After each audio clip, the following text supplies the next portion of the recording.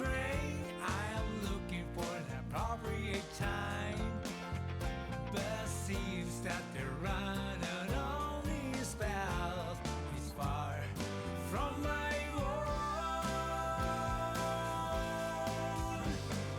Where can I find you? The train has already gone. Not a big deal, no need to rush. Let's go by Sunday train. I just noticed now I didn't have ticket to the future, but I found it now. It was nothing hard. All I wanted was an excuse. Ooh, now I found you. The train can be there or not. Ooh, we can go anywhere. There is nothing left here to do. It's just perfect. No need to rush. Let's go by birthday train.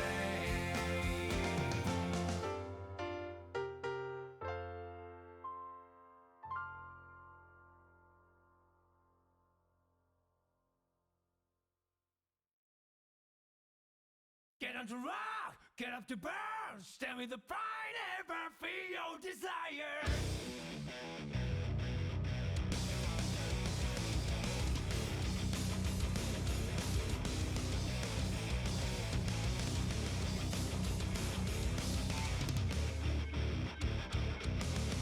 One day I noticed that my life was broken.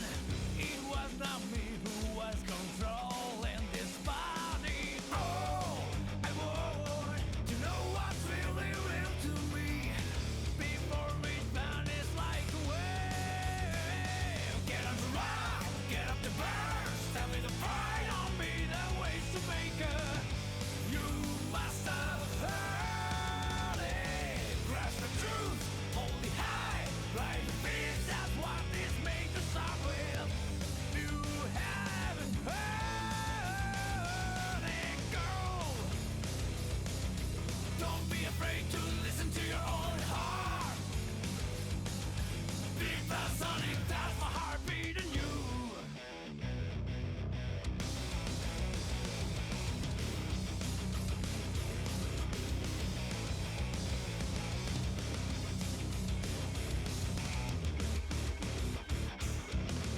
One day I noticed that the world was broken.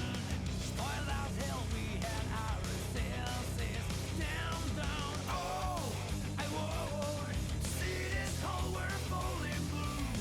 Not this space marched in black. Hey, get up to rock, get up to burn, stand with the pride on me, the ways to make it. You must have heard it. Grasp the truth, hold it high, raise your voice, that's how you start a new thing. You must have heard it now. Don't be afraid to listen to your own heart. Beat the sonic, that's my heartbeat in you.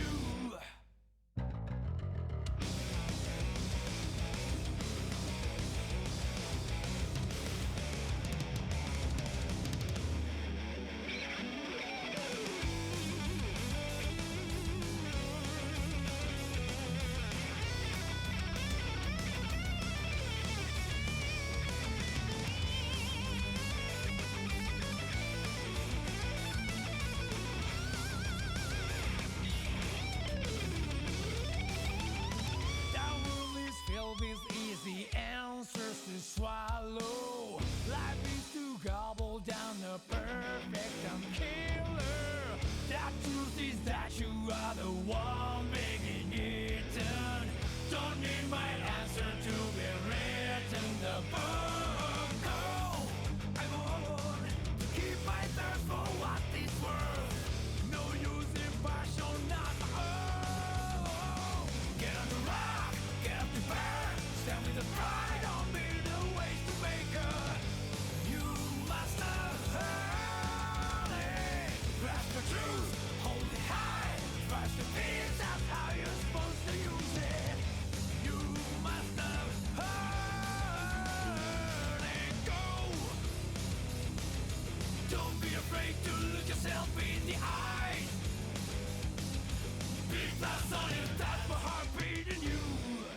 Yo, what's good, guys? Hello. It is Monday. You know what that means? It means some good ass skills get driving. Just a second. I'm just getting the last bit of stuff set up here. One moment. But yeah, should be another very nicely stacked tournament today. We're going into December month. Christmas soon. Pretty hype. Pretty hype. What's good, Spook? We have got this.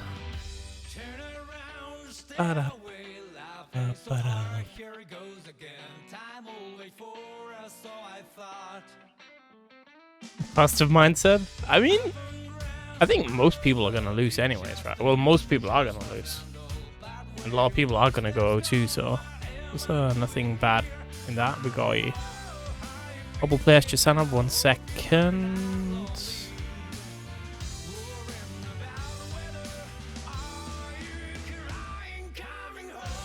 A good song.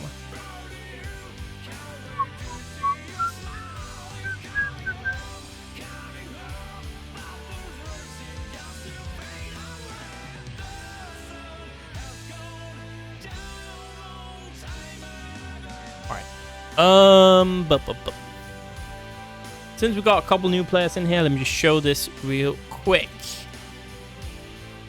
If you have a different name on here on Challenge than you have on Discord, it's not perfect. So if possible, could you have the same name on Challenge as on Discord, or at least a name that's Yo69 sex number? Nice. Or at least a name that's similar enough would be very nice. If you need to change your name on Challenge, you can actually go into here, your settings, change your tag around, or alternatively you do more a little bit more permanently in settings, or you can change your tag on Discord, whichever you prefer, right? But just make sure that your name is about the same. Helps out a ton. If you, for whatever reason, have to DQ during the tournament, you can actually go into your settings as well, press unregister, which will simply just DQ. So that is quite neat. It's a good little option. Yeah, KOF, it's like... I really love KOF, but I'm all about Gaer now, man. Waiting for that Gaer to come out. That'd be great. Yeah,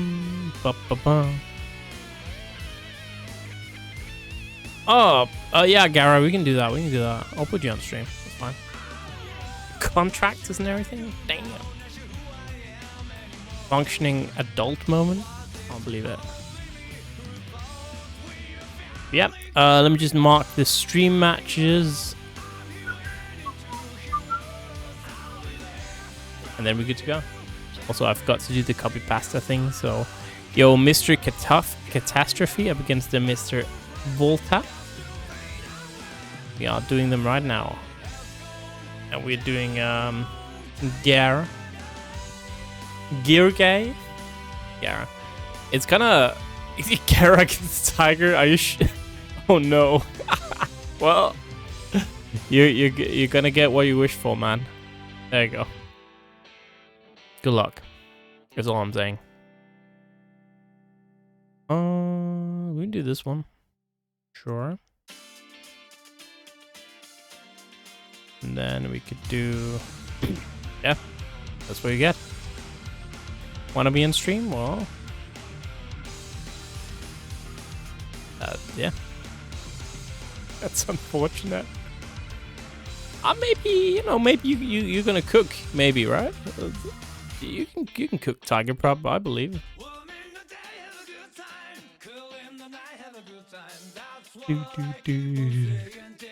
Yep, absolutely true. The monkey paw right there, just curling. Sure, you can be on stream. What about it? So my camera is currently facing the wrong way. We have my boy Napso in here. Also, let me send out the thing. Like.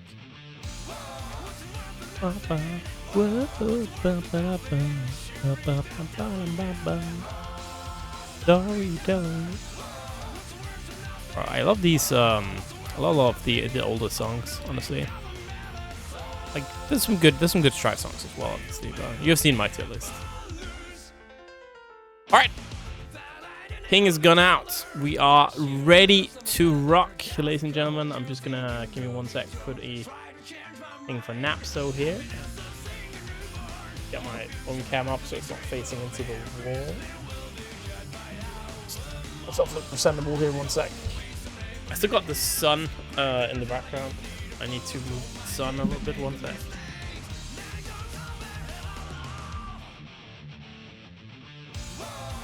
Well, I need to do something about my lighting now. No, I don't think anyone but me cares, but I'm actually crazy this fucking lamp. But with that being said, what's up, my man? Hello. Oh, hello. How you doing? I'm quite alright. It's it's Monday, so. Well, actually no. I'm hella cooked, but that's a very long and kind of disgusting story, so I'm not gonna tell it. Well, I'm somewhat cooked as well. I'm like I had a flight today, so yeah, finally back home, but like coming back from a flight. Damn, that's actually a trooper moment though. After a flight, but yeah, I'm getting the game launched and we're good to go. I just barely got any sleep yesterday, essentially. If I get a long story and disgusting story too. I don't think it's safe for stream. I've seen like you were going like to Prague and to like other offlines, right? No, actually. No, I didn't do. I'm gonna go to. Different mission. I'm gonna go to US, to Frosty Faustings next month. Oh, cool. So I was like, I was saying that I might go to all these events, and then I was like, well, actually, apparently going to the US is cheap. All right, let's do that. I just got Wait, what? Is it actually cheaper or what? It's not cheaper, but it's like more expensive by such a like small amount. That was like, I think it was like €100 more or something. Oh yeah, okay. And then I was like, I can pay €100 more and go to the US. All right, we'll do that one. You know? Yeah, no worries, Spooky, no worries. I think it's fine. But yeah, it was it was like I got quite surprised that apparently from Denmark specifically, it's very cheap going to Chicago. And then I kind of had to do that, right? Because it's such a big event, and I had to spend I had 6 vacation days that I had to spend before March, and I was like, all right, we're just gonna spend 6 days plus a weekend in the US. Why not?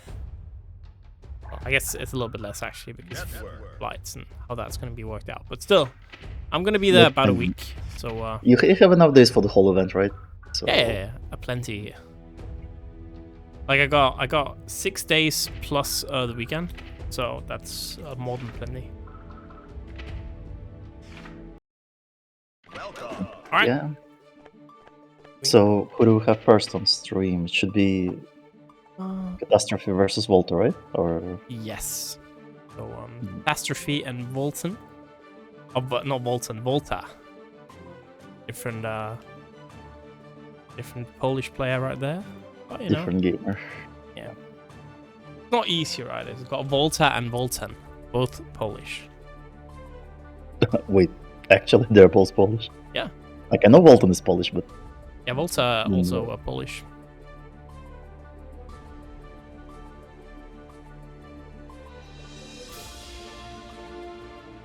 But yeah... See, I didn't mistake you.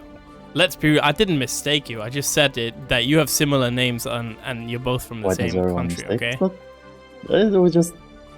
I mean, come on. It's very similar from the third perspective. No. So Volta is a VTuber. Voltan is he's an old man. That's how you know. That's the difference. And he does music. So old music man versus VTuber. Very different. Truly, couldn't be more far apart Oh, from each other. I mean, young spry fella, and VTuber. Oh, music man. I meant the other Volta. Obviously, you know, you're the young music man. I mean, I'm old too. I'm in my 30s. I'll be 31 in a second. So you know, I literally next Friday I'll be 31. Okay, so I can call other people old because I'm old. It's So, okay. oh, okay, yeah, we both can be like.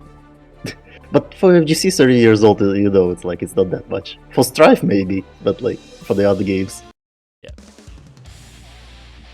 It's because I'm looks maxing. That's why.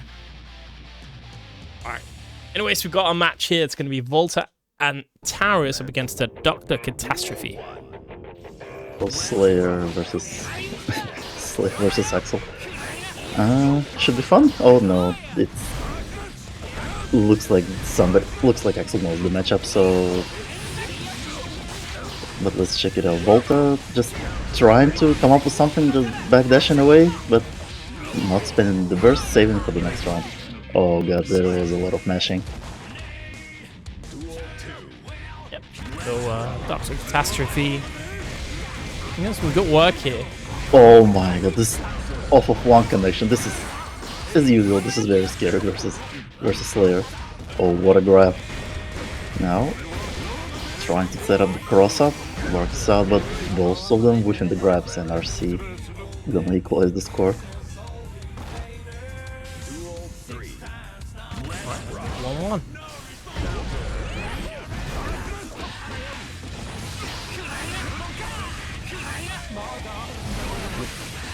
Oh, trying to come up with something, but I think that Volta being a little bit impatient, doesn't want to give the turn back. So yeah, and this is like after Tekken, I kind of forget how much damage this game can do.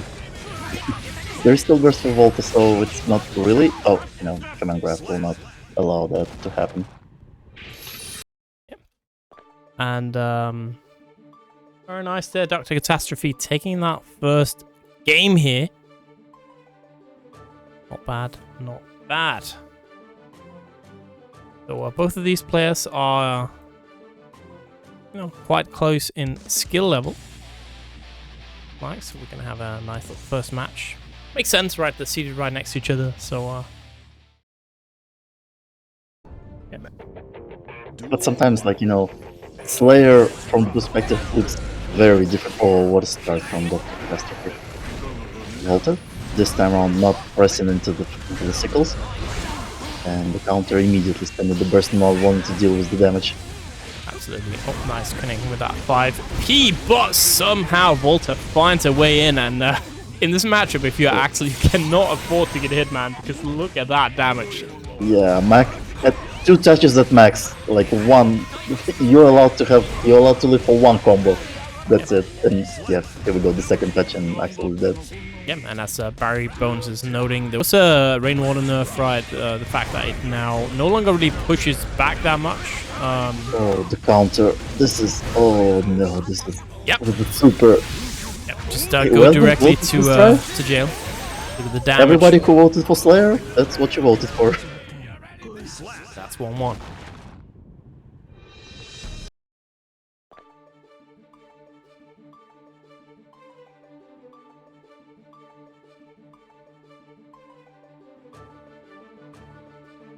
And also, there's like a small problem. Axel doesn't really have a reversal, besides like the 50-meter one. Yeah, yeah. And even that one is not that good.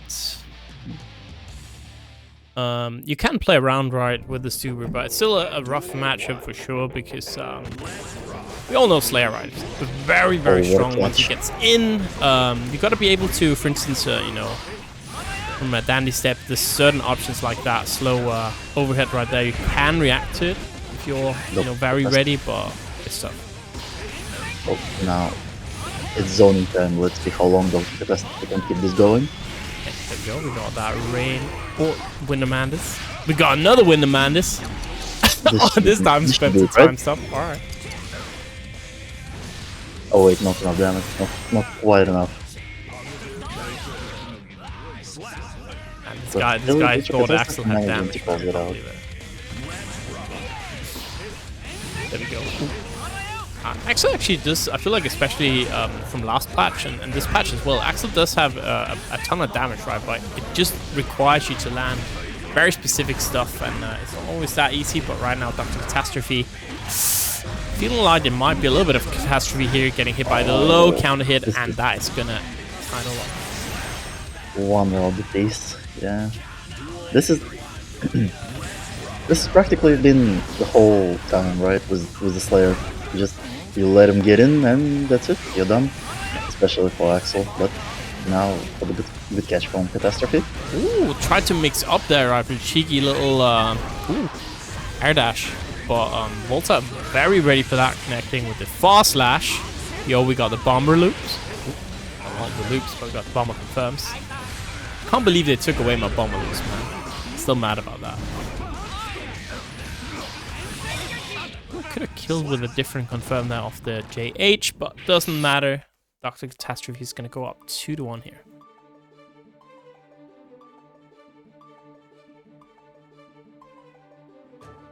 And if you're like in place of Volta, you don't really need to change that much, right? In terms of your game plan, it's like still kind of the same. You just go in and trying to mix with left, right.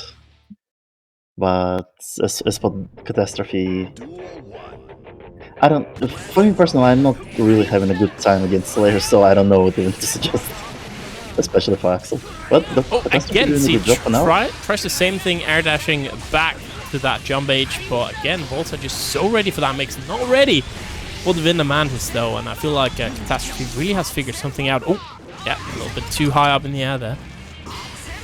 Oh, even higher up for the finish of the wall. A little bit awkward there, now right? It's a chance for Volta. You can hit once and yikes. Oh, and Volta even have burst if they want to invest it in this round. But... oh, fast dash again connecting here. Oh man, you gotta backdash those or jump those or something, because I feel like every single Windamandus here connecting for Dr. Catastrophe. And Volta now suddenly finding himself one round away from losers bracket.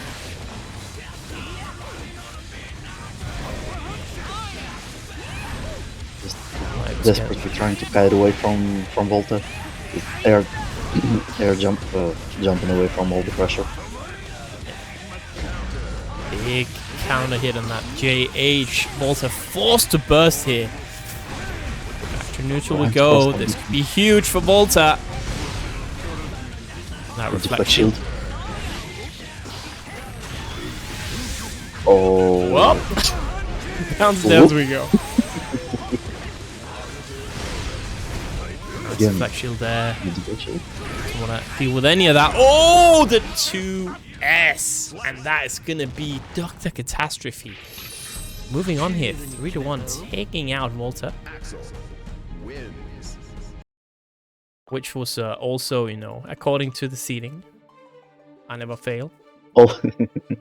All is calculated, right? But Dr. Catastrophe actually did kind of unexpected thing in the last round. They didn't use Deflect Shield once before, and now like in the last round they used it twice and got the whiffs and the punish accordingly. Yep. All right. That means we are going to have our next match. It's going to be Tiger Pup up against Gaeaf. Or, as I've heard, he's apparently called Gaeaf. That's like the new thing. Gaeaf is kind of easy to say. So. The new name, right? The Gaeaf. unique name.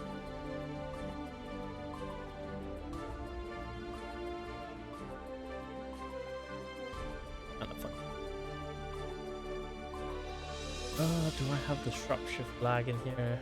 Oh, I do not. That's everything.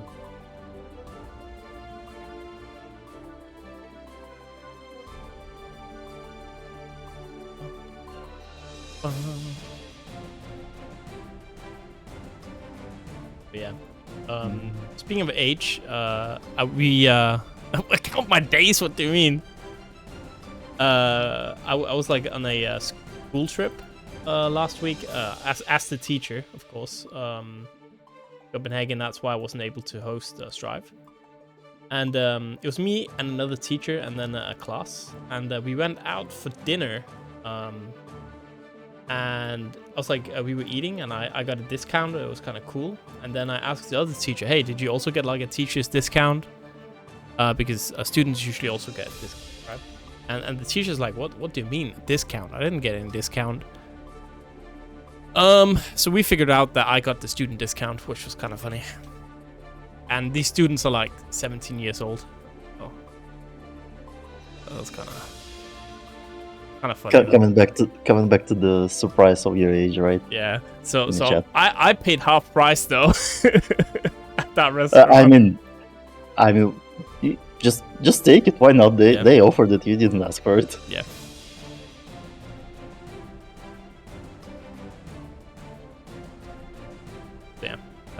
So that was kind of funny. So now that's kind of like a joke on the at the teachers' lounge. You know, I got the student discount. Middle years. All right, we are just waiting for the tiger. I bet he's gonna pop in the lobby soon, hopefully. Once we start though, I'm just gonna run 1 second because I made a cup of tea. But here's the issue: that cup of tea is in the kitchen right now. I forgot, so I'm just gonna run and get my cup of tea. But yeah, Tiger is here, so yeah, we're gonna start the match. Oh, Tiger practicing Johnny, and it's gonna be Johnny versus Slayer. Mankind knew that they cannot change society. So Johnny got some reasonable buffs, I would say, but DQ Tiger. But yeah, good round start from Tiger. Now full carry to the corner. There is still burst for Slayer, so we're gonna see. Are they gonna invest it into this round or not? Because already half of HP is gone. Good 6p on Tiger. And in now the usual Johnny pressure.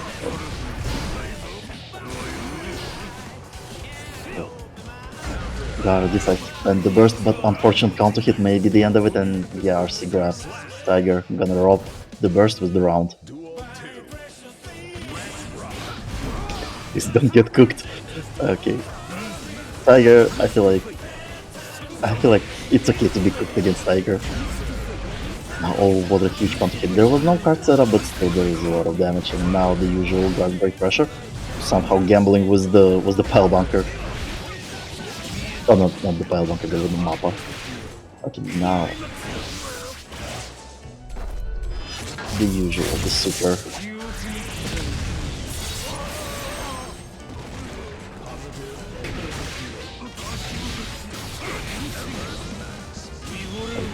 What? It can be enough damage. Maybe there's some scaling, but oh yeah, not quite enough. Like you're just hitting 2 supers in a row there. Shenanigan. Where are you going, man? Please. And that is Tiger pop up 1-0 here. Trying to do some RC shenanigans into the gold burst. It's a scramble on both ends.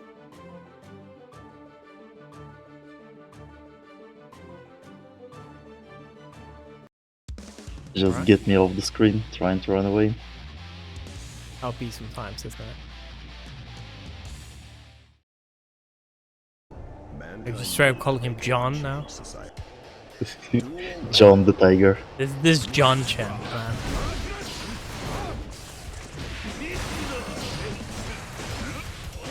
Stalker in the corner needs to find a way out. That's the thing about Slayer, right? You don't have that many good defensive tools. So against Johnny, you don't want to be in the corner. But good jump in from Gaer. Yeah, decent damage. That's the thing, right? You don't need that much. Get going here, Slayer.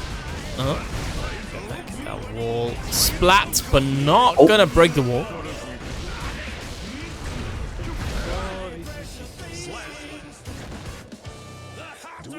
Alright, first round here. Gaer.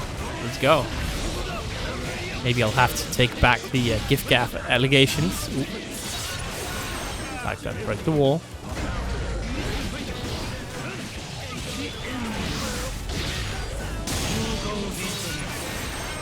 Two fast wall breaks from Tiger. Now it's into the heavy knockdown. Oh, the over the Semifinal. And again. Gaer just gonna get hit again. Say the name J and 1. Perfect. Right there for Tiger as well.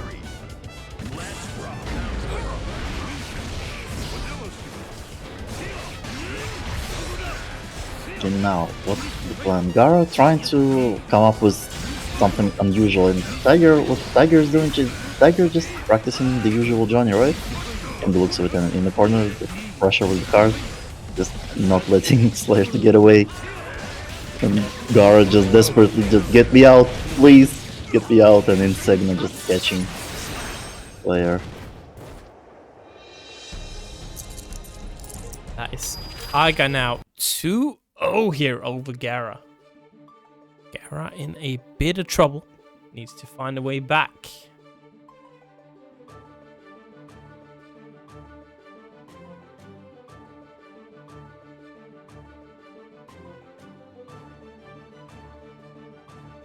I can't believe it. I thought once upon a time, right, I thought that, you know, Tiger was based, and then Tiger picking up this character's John character.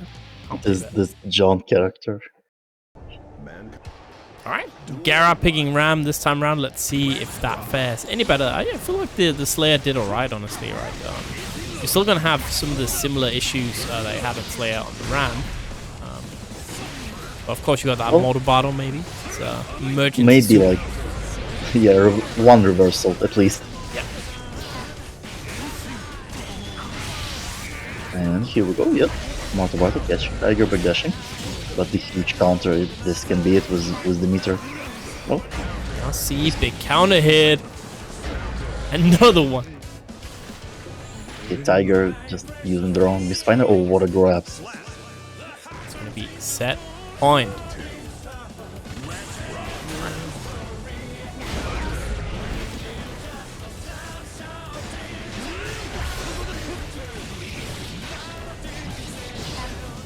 Trying to initiate something on Ram, but here we go. The card is set up, but huge grab now. It's Gaer's turn to take it back. Yo, Gaer playing Street Fighter, just take the throw. Is Tiger again just so good at re-establishing pressure, right? Alright, we are gonna go back to neutral. Gaer got 2 sticks of butter here. Yo, just pressing the What big a chance. Calvados right there, dude. Just do it. Why not? What a gamble. Yeah, I can't believe it. This is that's a Tekken player right there. Especially Tekken Bear player, right? With all the gambles. That's a bear player, alright. Gonna be sent to the wall though. Big counter hit. And that is gonna do it, ladies and gentlemen. It's gonna be Mr. J taking it 3-0 here. Tiger Pop moving on into our winners round 2. Valiant effort though from Gaer, right? Taking 2 rounds against one of the strongest players of our entire region. I don't know what. You find showing all things considered. But yeah, that means we are gonna move on. We're gonna have our next match. Do we have Macherino for this week, right? Should be. Yes, we do. Absolutely. So yeah, don't forget to claim your codes, everybody. Just exclamation point Macherino. I'm sure everyone has already claimed their codes, right? And not just 9 people. One of them being me. If you haven't, for some reason, it's right there in chat. You can help out the players claiming a code. It's it's easy. You know the drill. Double clicks there and we're good. We're gonna have an interesting match here. We're gonna have a SPEC. Scatter was taken up against Daimster. So again, these two are very, very closely seated. Both pretty strong.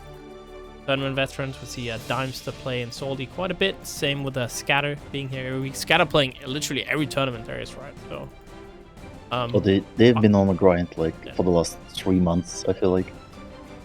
yeah, with like pure experience, I feel like Scatter might be one of the most experienced tournament players we got in the region, right? Because just grinding, get those W's. Love to see it. But we got both players in the lobby already. Love to see it.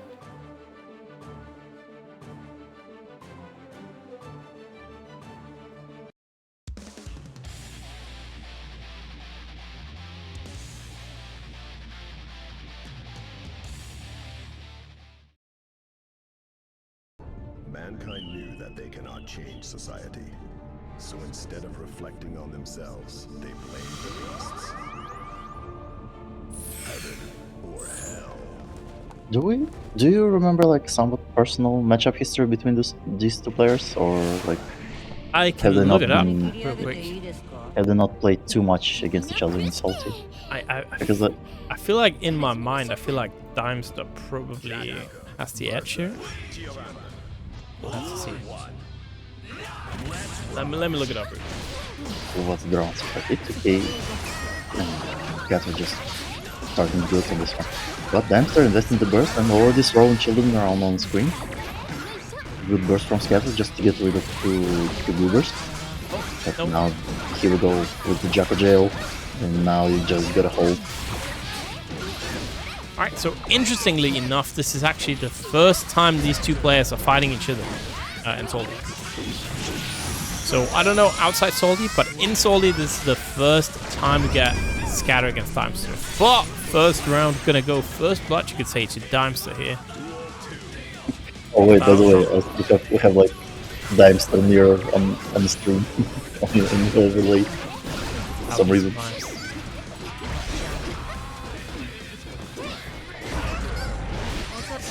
Counter hit here. Gonna have one stick of butter as well to spend. Is gonna let it rip, and that is gonna be so much damage here. And a hard knockdown as well. Oh, this should be the round for Scatter. One apiece. Oh yeah, I forgot to write Scatter, didn't I? You guys told me, and then I just didn't change it. What a good deal.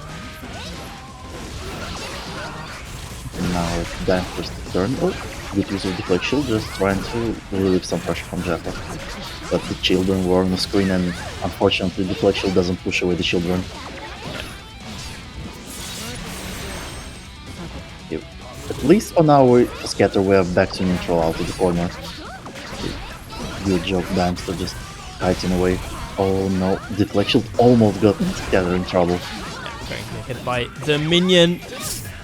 The Goober pressure unreal, and just a low to finish with a perfect hit. Daimster looking strong. Again, I mentioned it before, but shout out to Scatter showing up to the 2021 SaltyEU online Halloween party. COVID was a funny time, for sure. And that was pretty fun.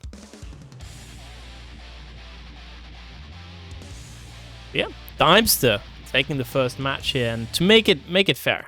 Let me just do this for one match, one round rather. Scatter here.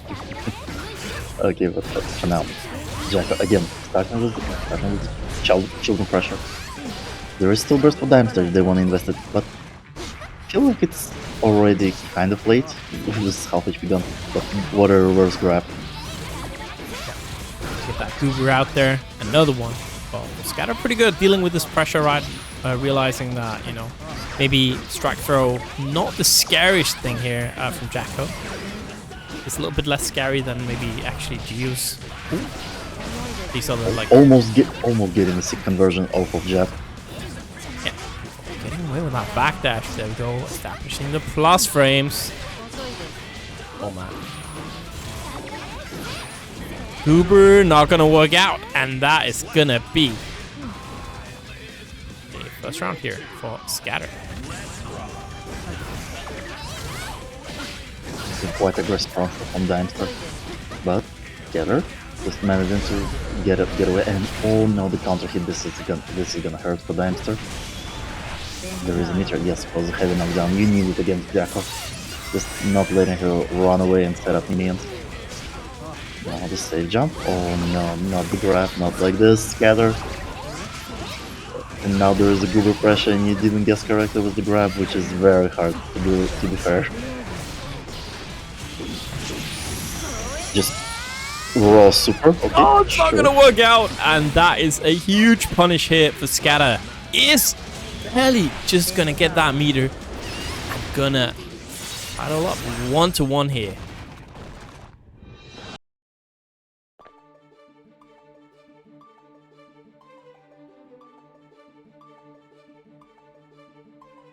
All right. Maybe it really is a mirror, huh?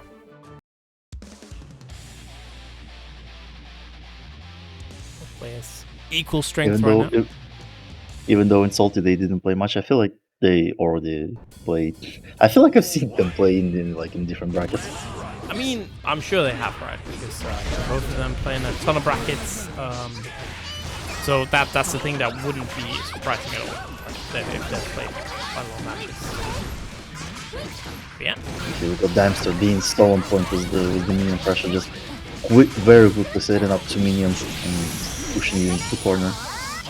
Super, gonna break the wall here, Scatter in a bit of trouble here with a hard knockdown. Got the burst available. Gonna spend it right there. A bit of a hero burst, unless it works out. Yeah, but never mind. Yeah, never mind. Hey, Gaer, see you next week.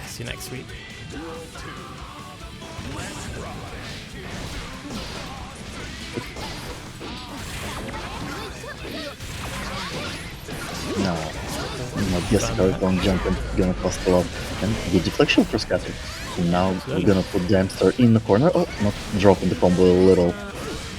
But still, the reset works out. Now, I'm in a bit of trouble. Got burst. Nice little anti-air there. The Goober comes out, but the YRC putting a stop to that. Oh, no punish. Even though it was blocked. And yeah, it's gonna be 1-1.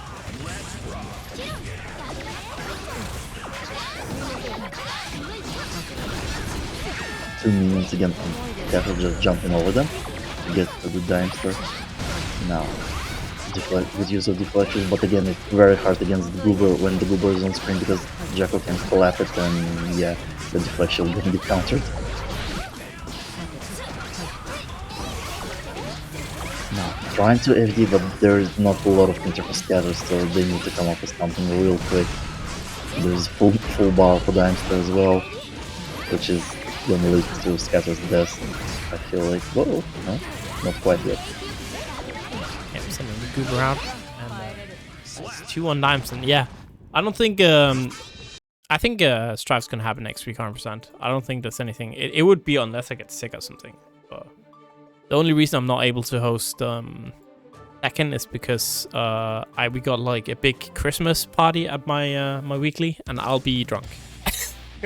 So same as last Saturday, like 2 weeks ago, when we had to cancel, was also because I had to get drunk. That's Danish December, man. You have to get drunk every weekend. I don't know. It's holiday season. It's holiday season. What can you do? They're just starting off slowly, trying to kill each other with the jabs. Oh, what a counter hit. Oh, no, dropping a little. We'll have to see, right, if Scatter can tie this up. Because right now, Daimster looking very, very solid. What an anti-air as well there from the Dutch player. Winner of this one gonna go against PataChu. Not gonna be easy. Taking out that Goober and putting Scatter in the corner. This is a very unfortunate situation here. You're waiting for Scatter. Now we are in a Jacko jail with the 100 meter. Yeah. Scatter won't get out. Just, yeah, this is one of the worst positions to be in against Jacko. There's going to be a set point here. 1 round away from moving on into our winners round 3. I believe that was the top 32 actually. Okay, here we go with the chance for Scatter to still be in the contestant. Here. Now with the heavy knockdown, this round Scatter should take this round. Ideally, just to rob the burst from Daimster, but Daimster not gonna press it. Oh, the drop? Just don't do it like this. Just finish the combo, man. Staying alive though, and one round away here from tying it all up, and 1 round away from going into the loser's bracket. Gonna be interesting. No matter what is gonna happen here. Daimster doesn't want to play. Yeah, Daimster doesn't want to play more. Scatter, trying to survive. Daimster putting on a good show here, getting another goober down. Throw his tech, but keeps the pressure here. You're seeing all the FDing coming out from Scatter, spending that meter, right? But at some point, you have to stop blocking and try and get out, and it's just simply not working here. And Jack has enough meter to keep the pressure going almost forever, right? The full 100 meter. And now investing into PRC. That's it. That's it.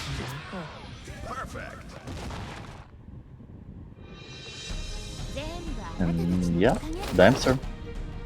Now winning to go against the PataChu. Are we gonna see that game on stream or is it off stream? Off Should be off stream, right? I'm sure we're gonna see either PataChu later or Daimster. Yeah, it was a great defense, 100%. I think so. But again, it's like, it's so rough, right, in these matchups where you just need that little space, and it's just not always that you're able to get it. Dude, yeah, I'm looking forward to Game Awards, man. It's on the 13th, right? No, on the 12th. That's true. Oh, dude, I'm getting scammed because normally I work from home on Fridays. And I was like, I can stay up late to watch Game Awards, baby. But then I got classes on this Friday. That's unlucky. Yeah, but I'm probably gonna watch the Game Awards later because, like, for me it starts at like 5 AM. So yeah, no dice. I forgot when it starts, but the thing I think I'm gonna do is I'm gonna be the absolute worst DJ I can be, and I'm just gonna go to bed at like 5. And then I'm gonna wake up at like 3 AM to watch because I want to see the Tekken trailer so bad, man. I'm gonna catch that shit live, man. No way I'm not. I heard there's gonna be huge pre-show for the Game Awards, like 2 hours or something. Like, and I don't feel like sitting through it all. I'm gonna do it. I don't think. So here's my take, right? I think the Anna thing is like bait. Anna is for season 2. Like, yeah, it's if anything, almost, Anna will be season 2, like she was in Tekken 7. I think the big character announcement is going to be a guest character, because otherwise there's no point in saving it for Game Awards. Because let's be real, non-Tekken players don't care about Anna. Unless the marketing team at Bandai Namco is completely cooked, and like which can happen. Yeah, sure, it could.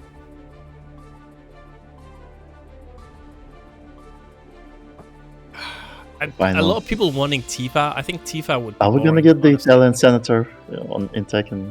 Like, I need me a crackhead DLC guest character like Negan, man. A character where we're like, what the fuck? You know, when we see it, I need that, man, in my life. You know, maybe remember there was a huge tweet from Harada when they were thinking about that in the US president. Yeah. Maybe they followed through with this one. Who knows? Yeah. I mean, they wanted to add Colonel Sanders as well, right? And wasn't able to get the license. So I want something like Ronald McDonald, and you're like, what the hell is going on, Harada? I need that in my life so bad. It's something extremely dumb, you know? And yeah, Ronald McDonald, Waffle House stage.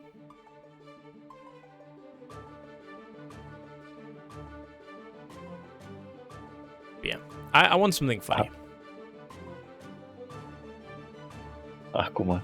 I mean, one of the boring guest characters can be from like 2D fighting game, you know, like maybe Rock Howard, you know, the City of the Wolves coming out. But if they're gonna add Rock Howard, it's gonna be like the Geese 2.0, and nobody's gonna be happy at the end. Yeah, it was definitely 2D characters were interesting, right? I think nobody really liked them, but I feel like in this game, like, it might Do be you want to see more- 2D more character? okay, because but still they won't be okay, obviously, but they'll be like more No, they okay won't. than- They won't be okay. Come on, that's it. I feel like I've seen tweets from Harada that he specifically answered about the Elisa, that they probably not gonna add her to the Tekken 8 because of all the systems, and it's really hard to balance her. And it goes the same for all the 2D characters. Yep. Yeah, it was like the funniest thing with Eliza, right, was that she was like trashed here for so long. Like, you can't, this character bad. They changed like one thing, S tier. It's like, holy shit. Yep. And then they're like, all right, we remove that, and then she's back into like, well, this character's awful. And like all the 2D characters besides Eliza were cracked in the game. Yeah.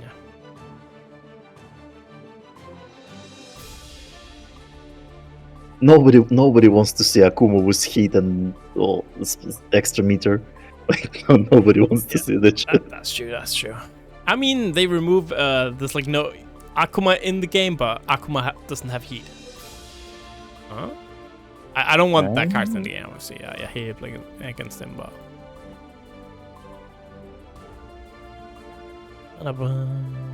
Do you have both players in the lobby? We have Saltpeter versus Frankie, right? And yeah, I see at least Soap with the John.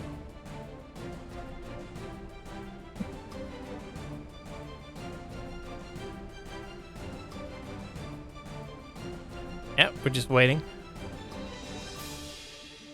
Oh, right. Frankie's in the lobby, right? Yeah, yeah. Just... Frankie's just standing by, being confused a little bit. It's okay.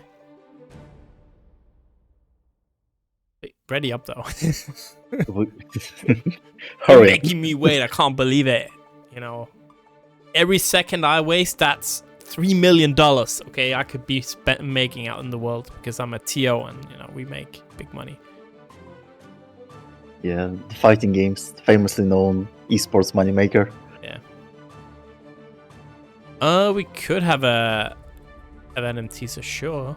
Venom teaser, yeah, why not?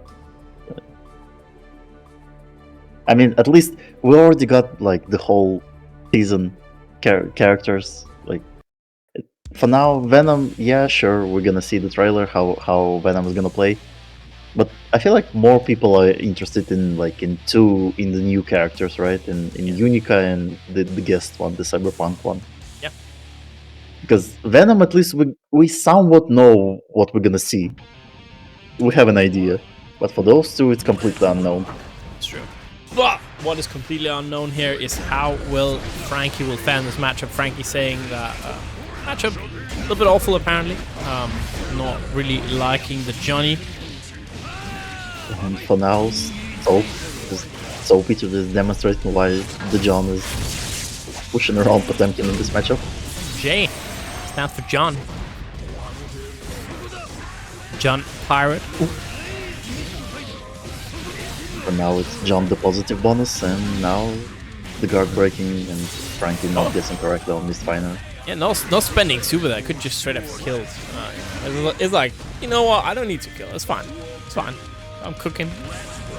Let me cook a little bit more. You can't even, as Potemkin, you can't even gamble with the armored moves against the John, right? With the card explosion setup, with the new command grab armor. Thrown here. Here we go. All right, that is the Frankie I know. Yeah, Frankie. Welcome to the matchup, right? With the two Podbusters in a row. That's the way. That's the way we do things here. Okay, now back to blocking for Frankie. And again, John just signing the screen. That Jay gonna take that trip downstairs. Hard knockdown here. But one stick of butter available, but Frankie not having it. Oh, trying to PRC Podbuster, but no, it happens. Oh, just jumping out right in time. There is gonna be a burst for Franky. Yep, gonna use it immediately. Oh wait, was it enough distance to catch in a heavenly? Trying to flick there. Oh, Hotbuster connecting, and there we go, the extension. Maybe Franky counted the chickens a little bit early because suddenly they got 1-0. Franky just clutching it in the end. It's always been like this with Potemkins, right? For 80% of the time it looks miserable for Potemkin, and then two podbusters happen and suddenly Potemkin winning. Yeah, suddenly it's 2 Potbusters into GG, shake my hand. Yeah, so we saw Franky saying, being rejected right at the beginning of the match, saying, just speedrun me. And then suddenly they're up 1-0 here. Come on, Franky, you gotta believe in yourself. Slide head coming Slide out. head. And now slide head, you can't just block it, it does damage now.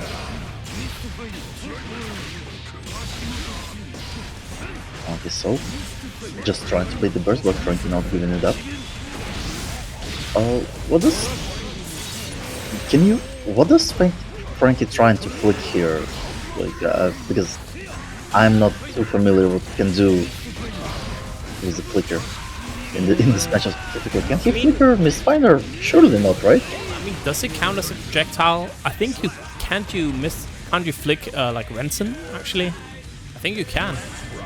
So I think it might count as a projectile, and maybe not projectile, but I don't know. It's kind of crazy. There's definitely something Franky trying to catch there, but I'm just not informed on this one. But yeah, for now, so just speedrunning the game number 2. Again, Franky gonna have burst, and you don't forget, just 2 podbusters is enough right now, especially.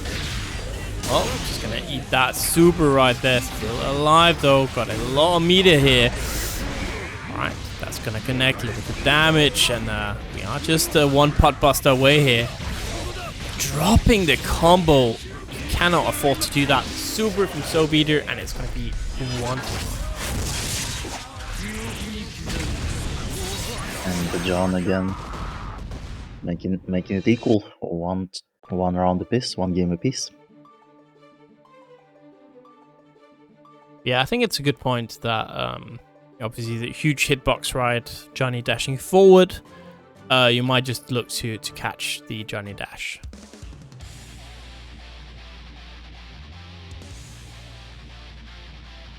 Unfortunately, combo didn't connect here, but we are just tied up now. Who's going to get the lead?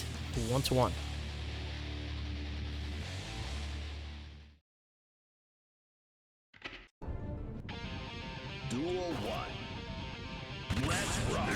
What's the round start gonna be? Oh no, Franky trying to mesh on the round start. Johnny is one of those characters that has a really solid /round start in this game. It's just kind of annoying. You play that rock, paper, scissors, we both press round start type game, and against certain characters, it just feels like you're bound to lose if you play that, right?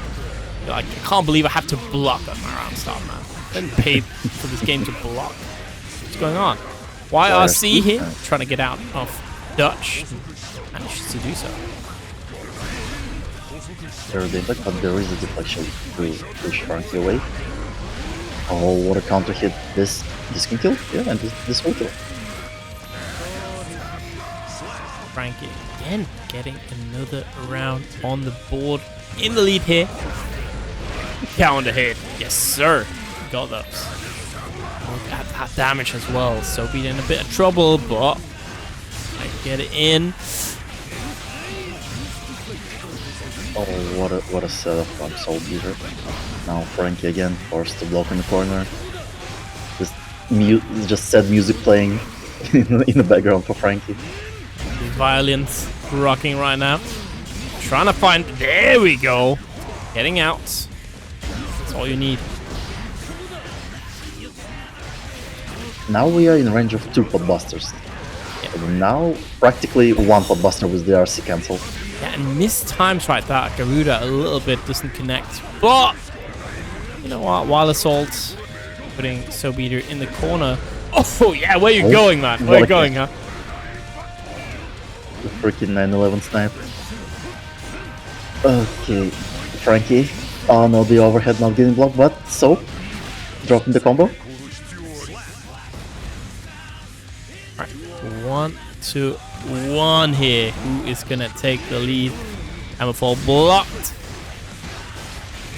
And it is SoBeater with all the pressure right now.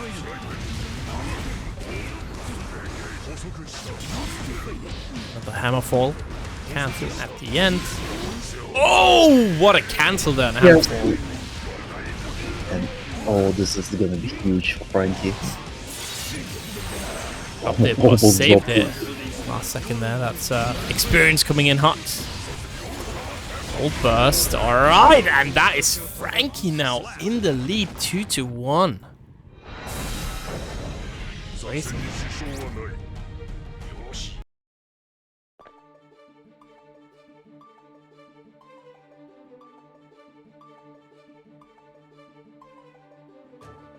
Frankie is indeed cooking. Frankie found something, and Peter needs to come up with the counterplay, because like their time is running out. Frankie is already 1 game away from taking this round. Yep, interesting for sure here. Oh yeah, Frankie has been cooking though a lot. Maybe Frankie installed the winning mod, I don't know, but has been making top 8 quite frequently in Salty. Gonna break the wall. No, not quite. Almost gonna get there though. Oh, that's a kill. Oh, yeah, take. And now the spot buster puts Frankie into the set point. A lot of those PRC pot busters connecting, right? Just only a little mini raging demon there. The jump scare pot buster. Yeah.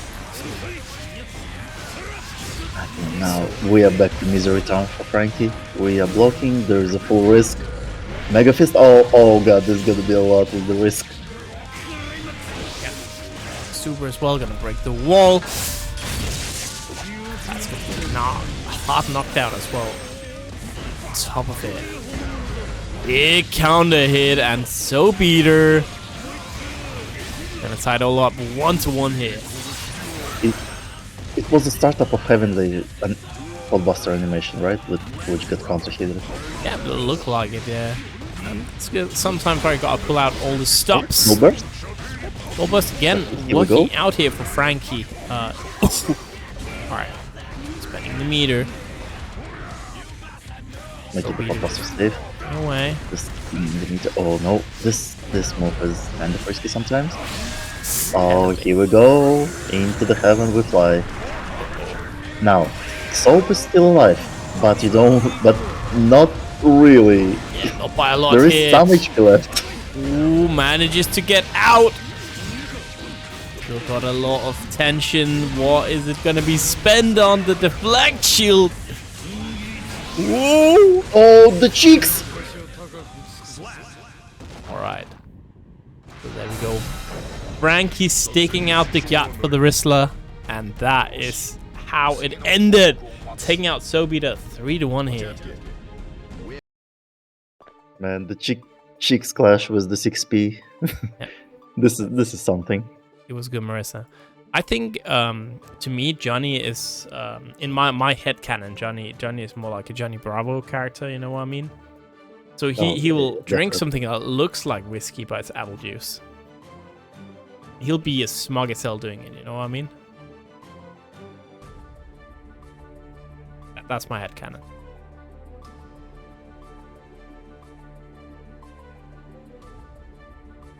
But from one Johnny to another Johnny. Gonna be Eva Kirb up against Resil.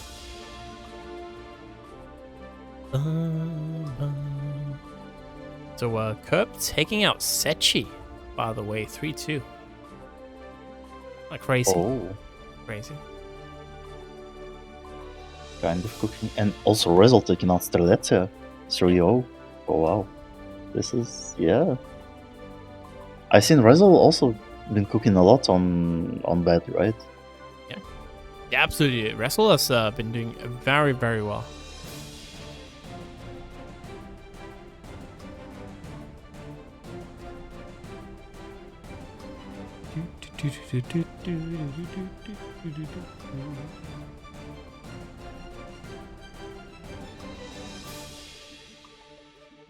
I've got almost both players in here.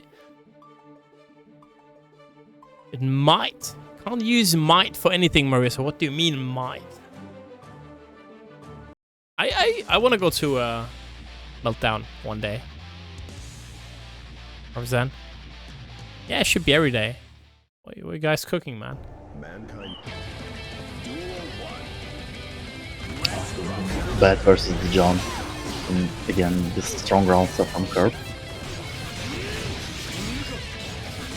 I love people picking the snow stage today. This stage doesn't cause lags, right? No. Hopefully. Okay, it could be. Oh, well, Resil just doing some shenanigans in the air with the bat. Warriors 2. Now it's Bat's turn to put Kirb in the blocking stance. But Down the yeah, hit. 60 gonna... Oh wait, this is a big trouble for Resil. Without the meter, without the burst. You can't really block for too long. Yeah, and just like that. Misfiner into a card explosion, gonna take the first blood. Kirb. Yeah, I like it, right? I was thinking that in my head as well, Jennings. Picking the white color and the snow stage, I like that. That's like some Tekken shenanigans right there. Oh, what a counter. Oh, George dropping the combo right at the end, but man, this new Bedman routes look so sick every time with all the jumping in. That's gonna be 1-1. Johnny is really good now, yeah. Johnny was, I feel like Johnny was kind of underrated before, yeah. And now got buffed, right? It's just really, really strong. Before, maybe it wasn't top tier, but was very good. That's kind of crazy. Johnny before was kind of contender for top tier, not quite yet, but now John is very strong. With Bedman activating the install super, but Kirb doesn't give a chance to Resil to utilize it at all. Yeah. And yeah, just install super, just taking away, and no use for Resil. That's gonna hit. Also, silence Biken player in chat. I mean, imagine Biken top tier. Holy shit. Gonna put Bedman here. Gonna put Resil in the corner. It's time to go to bed, old man. Oh, never mind. Wow, this all just gambling to get away from the corner. Let's see if the gamble gonna pay off. Oh no, what a catch was the jump K. Oh, it's gonna be Kirb here. One, Man, two, the Goldblue's 0. been top character again. The coming back to the guard break meta. Yeah, can't believe it.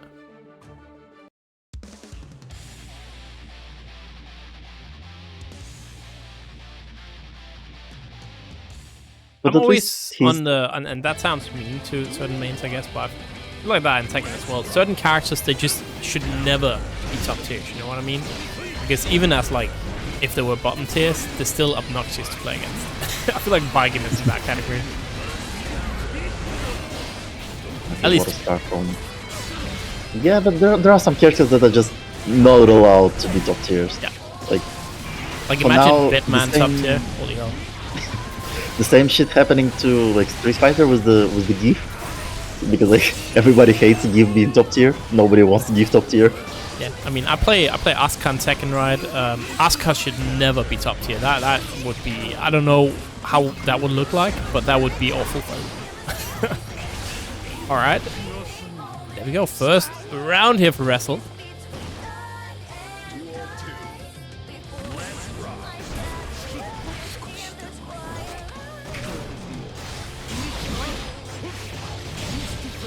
Kirb.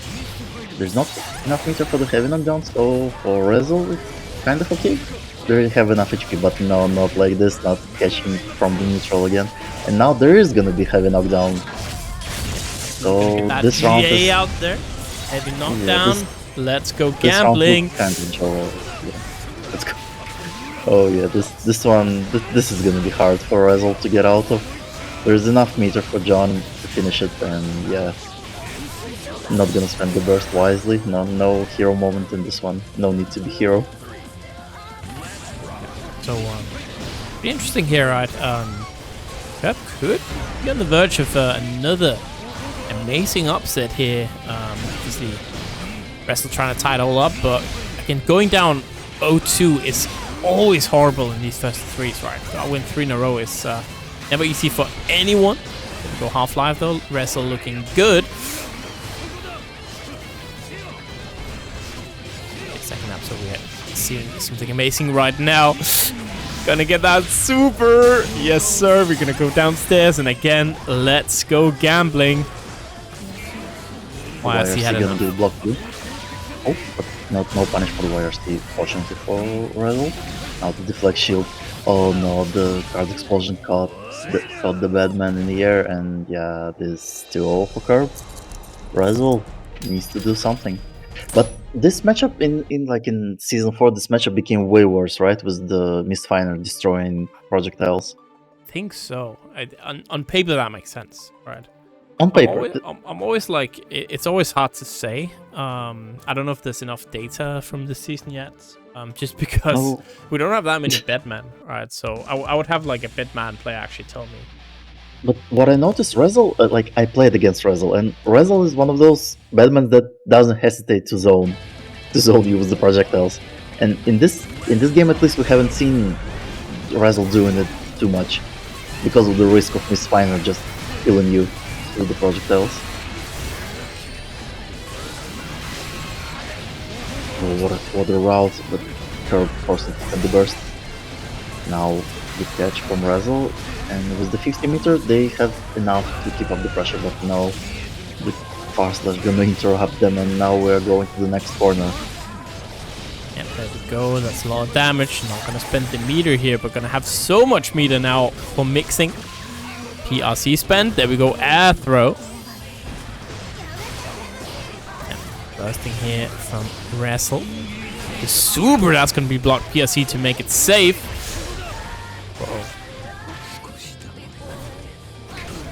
Now the last chance, the last mix up for Resil. For now, guessing correctly on the overhead Mistfiner.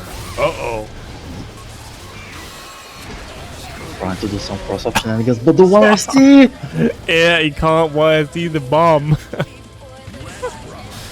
The walls again, positive bonus for Kirb. Back to neutral for Resil, but for now they need to not find themselves in the corner again, because the positive bonus John is a very strong character. And again, spending the 100 meter for the reversal and the cancel to make it safe. So, John pressure going hard right now. Getting the throw. YRC being blocked there, and Kirb trying to just huddle up here. Super. Get that J. We're gonna get that trip downstairs, and we are gonna. And we mix know what for time round. it is. So let's go gambling and. Oh dang it! Immediately. Absolutely. So set point here for Kirb. Gonna make it a 3-0. Immediately spending the burst from the round start. Resil doesn't want to give up the turn in any way, but what a catch from far slash. Going to the corner, not quite enough to stick to the wall, but Resil gonna be in trouble right now because there is almost 100 meter and overhead Mistfiner. There's indeed going to be 100 meter, going to spend 50% of it to get downstairs, going to get the heavy knockdown. Got so much meter to play around with here, and Resil in huge trouble. That is going to be it, ladies and gentlemen. Kirb 3-0 over Resil. Sheesh. All right. What a confidence demonstration from Kirb. And they win in the slot for the top 8 against Daimster. We're gonna see them a bit later on the stream. Resil still in the bracket? Yep. In the lower half, let's see them. There is a big chance we're gonna see them in the lower half of the top 8. Yeah, I think so as well, right? One of the strongest players we still have, right, in this tournament. And someone who often finds the way into top 8.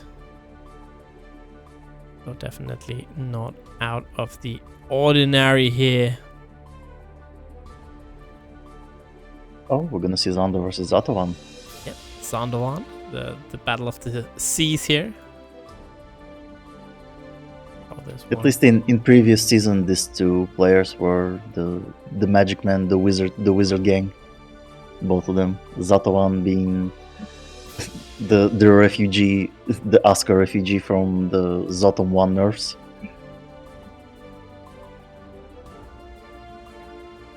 Yeah. We're just gonna go to Sando's room real quick.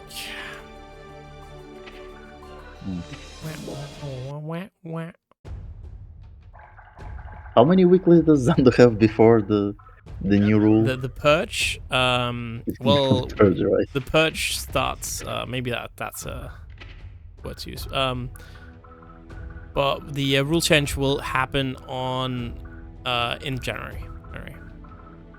Okay. So like 2 more or 3 more weeklies, right? Yes, and it might be that I'm not able to host all of them just because, of course, it's Christmas time. It's always kind of mixy. So the rule change is that in January, the tournament's going to be limited, so that only Europe is allowed. It sucks, but we do have a lot of connection issues, unfortunately, every week, allowing all these countries. So we are going to limit regions just a little bit. It's a result of many things, like continuous issues, people being unhappy, complaining, blah blah blah, but also the fact that there's not really that many players anymore from Middle East, Africa, North Africa region playing anyways, and so it just felt like it was kind of like the right time to do it now, even though it sucks, obviously. And especially it sucks for the 5-6 players who actually do turn up almost every week from those regions. But yeah, but it was with that regions there was always a pain, especially the cursed mana rule. If there was a connection problem, the mana region not gonna get the priority. Yeah, that's an issue as well, right? That right now the way the rules work. The way the rules work, if there's a lag between someone from Middle East and someone from Europe, it will be an automatic win for the European player. And the issue with that is obviously calling stuff like that out far into a bracket like top 8, let's say losers finals or something, just feels extremely bad. So players actually didn't really call it, and they were just complaining afterwards because I can see that as well as a player. It would feel bad to just take that automatic win, right? That far in the tournament, just because of routing is bad, because that's something none of the players can really do anything about. But we got Zato-VaN back on Zato here, finally. Yeah. And Zando adapting to Chipp. On the Chipp, yeah. Again, it's the OG main here from Zando. They did play Chipp as the first character in this tribe. But especially Chipp got the new funny tool, so Zando investing the full time for now. I've seen them playing the weeklies, investing a lot of time into Chipp, actually. And now all the R.E.V.O mix-ups. Right. First round goes to Zando. I feel like in this matchup particular, I feel like Zando very often, or pretty much every time, has Zato-VaN's number. I don't know what it is. I don't think Zato-VaN has ever beat. Sometimes it do be like this with personal matchups, right? Yeah. Just there are some people that you never win against. Okay, now Zato. There is a chance for Zato-1 to come back into this game. There is still burst for Zando if they want to spend it here to finish the game 1, but not necessary as with the rope. It's gonna be done. And there we go. Zando up 1-0.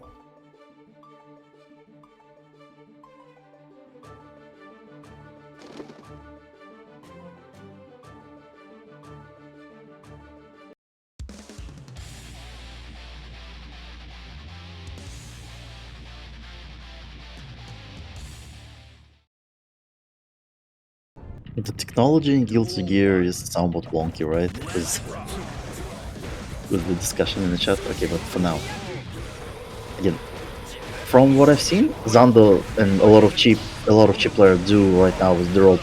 Any knockdown they have, they set up the rope and trying to do like some left-right mix-ups from it, which is like kind of interesting. But let's see how they're gonna play out later in the season. Splat gonna go downstairs as well here. Ooh, jump 2K, my beloved. Connecting with the Rekka, and that is gonna lead to way more damage than you need. First round Zando. Alright. Where's PataChu? Wait, who beat PataChu? Wait, what happened? Wait. Where's like, PataChu? Oh, he lost to Daimster 3-0. Damn, alright. Damn, yeah, alright. PataChu, of course, winning last week's tournament. Very, very comfortable.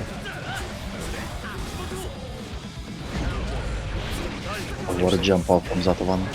Now, again, with the chance to come back, there is no burst for Zando. So, what a grab from Zando on the way down. And now not managing to block correctly with the Alpha Blade. Alright, the tournament 2 weeks ago, okay? Wait, you're right. Alright, Zando. Just say the last tournament. Zando is already, on a roll, just killing Zato-1. Yeah. That's a 2-0 lead here. Yeah. Tonight is just a night of upsets, man. I can't believe it.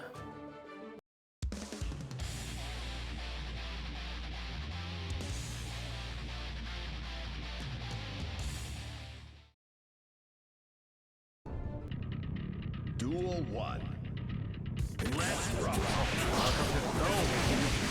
I mean, if you weren't there, the tournament last week was lit, man. It was one of the best ones in a long time. Oh, what a catch. Not the full combo because of the wall help not being too much, immediately leading to wall splat. So there we go, the DP connecting. Big counter hit.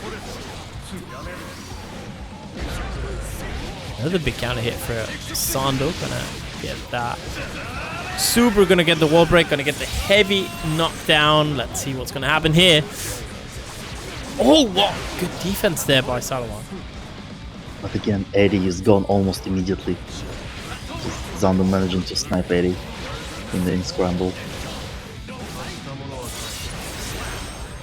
And now it's a set point. Now looking very, very strong on this Chipp here, Zando. Pound it.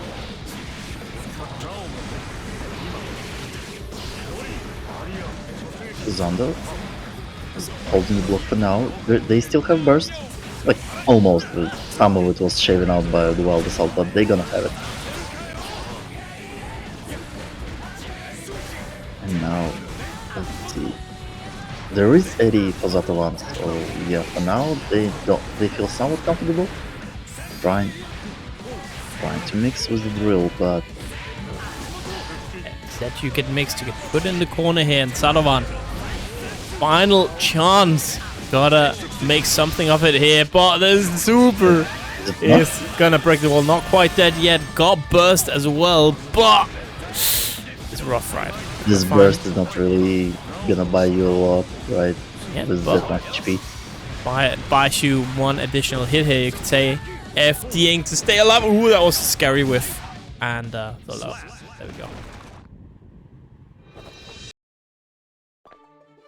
Nice. Zando taking out Zato-1 3-0. Not bad.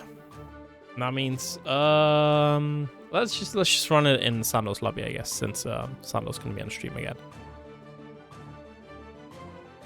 That is 3 OEM, and that means we're gonna have the battle here of the two people making quite a lot of upsets. It's gonna be Eva Kirb up against Daimster.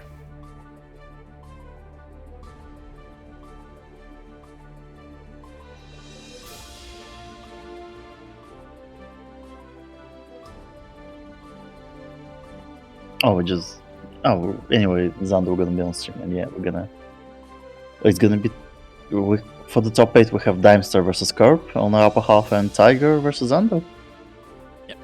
So yeah, let's see if Tiger for this week Tiger gonna stick to John, right? They're not gonna switch, or what's the deal? I don't know. I think so.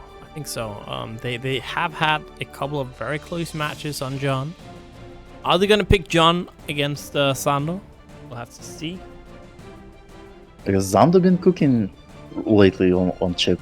The first week was kind of rough, was not optimized combo routes with the rope, but now it's on point.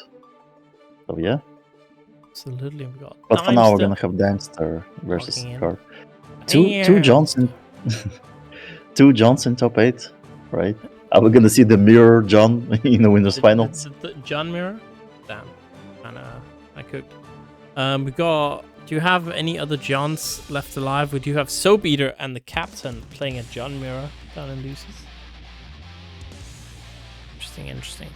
But before that, obviously, we are gonna have our losers, our winners semifinals, not our losers. One of them is gonna go to losers, but that's all other thing entirely here. Let's see.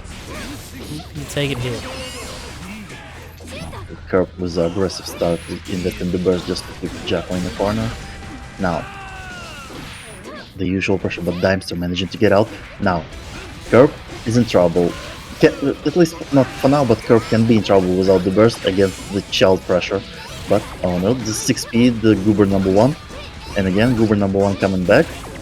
Now we're gonna see Goober number 1. 2. We've seen this guy before.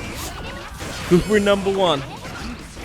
A little bit of Goober number 1 in my life. It's gonna connect. Gonna get that wall break. Knockdown. Wall slash into the grab. Oh, not quite enough. Drop in the combo a little, and now there is a chance for Kirb to come back. There is enough meter for the set comeback for the Kirb, but Daimster being very careful not to get counterfeited.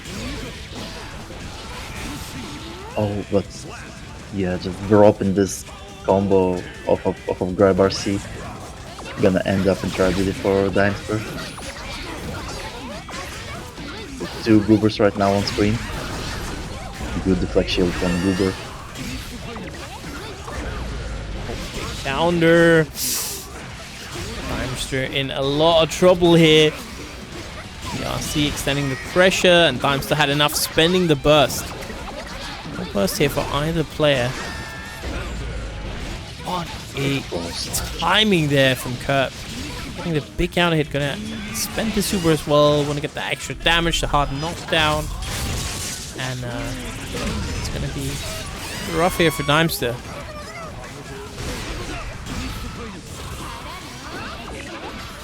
They're still not quite enough distance. Just keep up the pressure. Kirb. They have a simple plan. They just need to keep up the card pressure, and Daimster needs to come up with something to stay alive. He's trying to chuck away the children. The Goober number 1 again, doing the job, doing the heavy lifting. Sending out all the Goobers right now. Ooh. A little air-to-air action working out here for Daimster. Pressure going in. Not like this, Kirb. Yes, like this. It is going to be Daimster with an almost impossible comeback there. Extremely clutch from the Dutchman.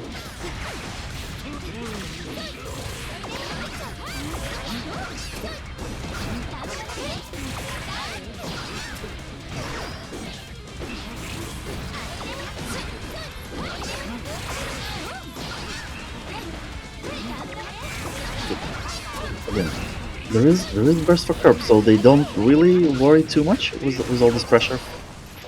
And yeah, as soon as they don't get the mix up, they just press the burst. But now again, they're put back in the corner with the two goobers. They don't want to deal with children. And huge air grab from Daimster. Keep Kirb in the corner. Gonna throw the goober down. But what an anti-air there from Kirb. Big counter hit. No super though, could have killed. Oh no, you cannot give Daimster another chance here. Blocks FDing to stay safe. Uh-oh. That's Kirb. Winning that first game. Also, thank you very much, Scatter, for the raid. Appreciate it. Hope you had the enjoyable stream. Apart from losing to John. Hate to see it. And this is John Champ. You know it by now, chat. If you want to see... Even we saw Scatter on stream earlier, right? So definitely someone you should be well aware of. Plays in all the tournaments. Definitely a great stream to go to if you want to see somebody... Wait, I'm raiding. Don't rate. Shout out. Shut up. Muscle memory. There we go. If you want to check out a great stream, there we go. Check out Scatter.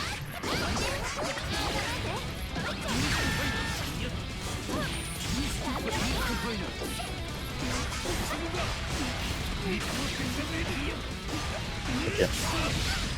Let's come back into the game. So, Kirb just continuing the offense. And Daimster doesn't really have a way to get out of the pressure unscathed.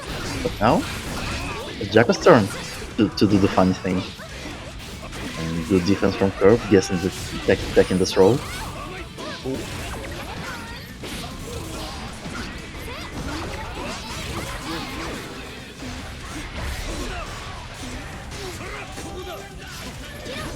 Dashing out projectile, but Kirb's so ready, just dashing under. Top first round here, and again going up 2-0. It feels like we haven't had any players be able to come back from that tonight, so you do not want to go down like that. But right now, Kirb just looking way too solid. Big counter again. This time, no super again. Gonna have all the meter in the world. It's rough.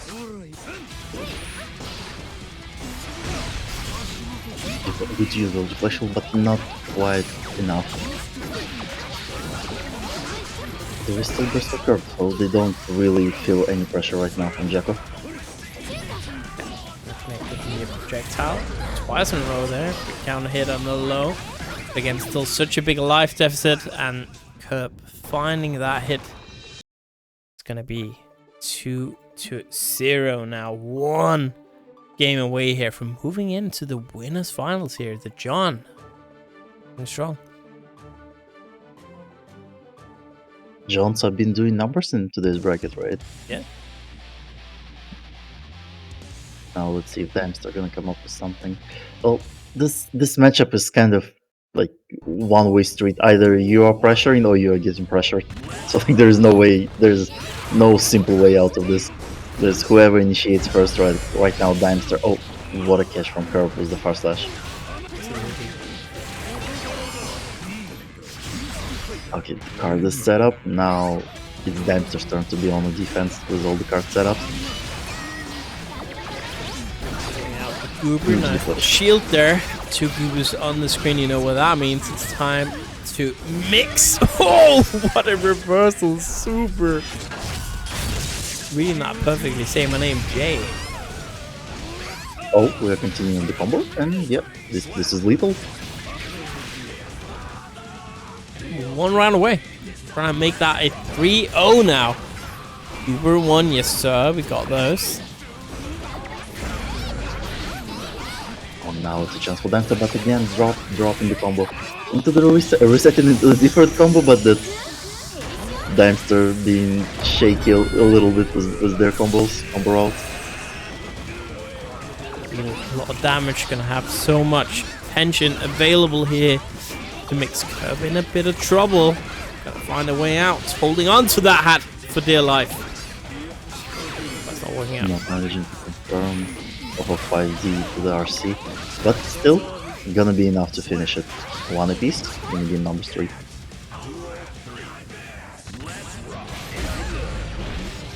What a catch. The round start in Sangna is insane from Kirb.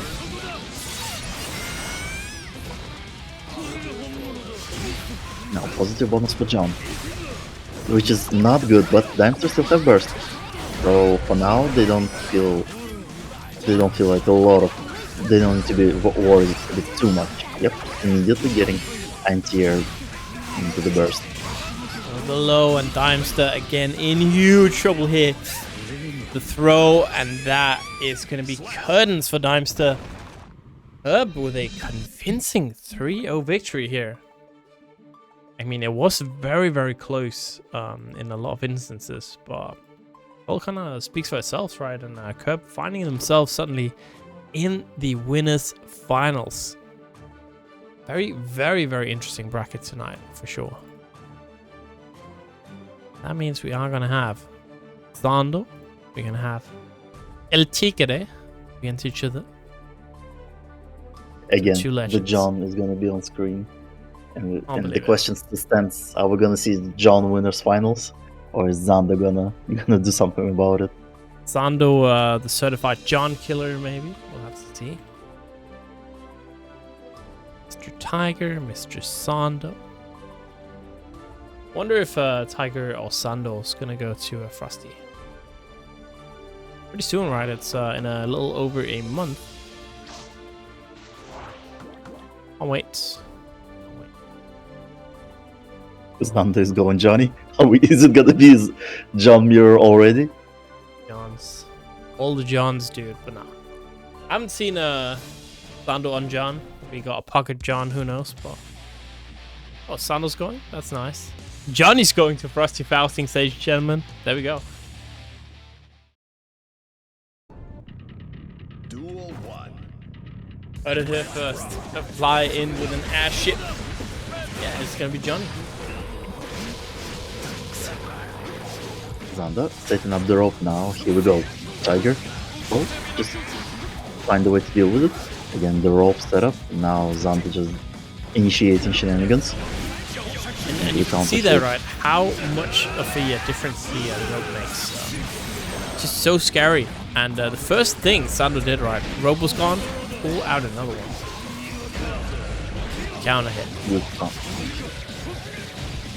That is the scary thing, right? That's rope is a huge threat. Even though Zando can just set it up and not use it, it still makes you guess, and it's like a mental stack what's Chipp gonna do.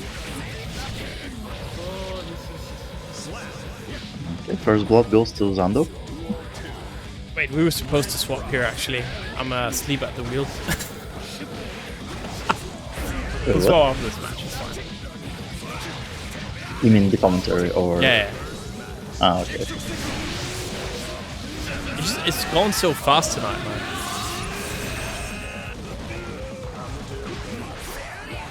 Like, it's been like a lot of 3-0s. It's 3-0, 3-0, 3-0 on stream. Crazy. Alright, that connects. PRC. Zando trying to break Tiger's ankles with all the RC cancel. And yeah, first game. Connecting. Zando up 1-0. Sure.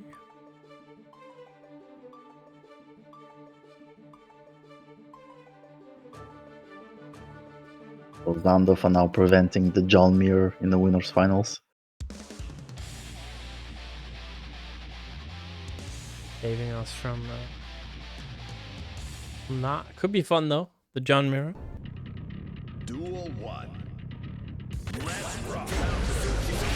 Huge rounds from Zando. Now immediately all shimmy in this row. Tiger not managing to like counter hit. This round is already a wrap for Tiger. I feel like 3 counter hits in a row into the lost burst. And Zando right now with the positive bonus. Chipp with the positive bonus was always the menace. Exactly. Hard ride. Putting yourself in the corner like that doesn't matter though. Right, look at the pushback. And Tiger forced to retreat a little bit, and that is going to be the super. Won't kill here, but it's going to be very, very close.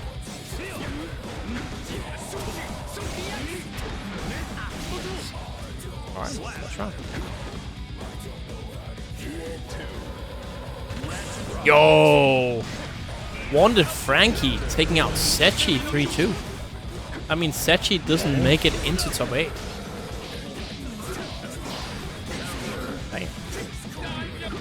Yeah, Franky. But we've seen Franky been cooking good. So yeah, we're gonna see them and play this later on the stream.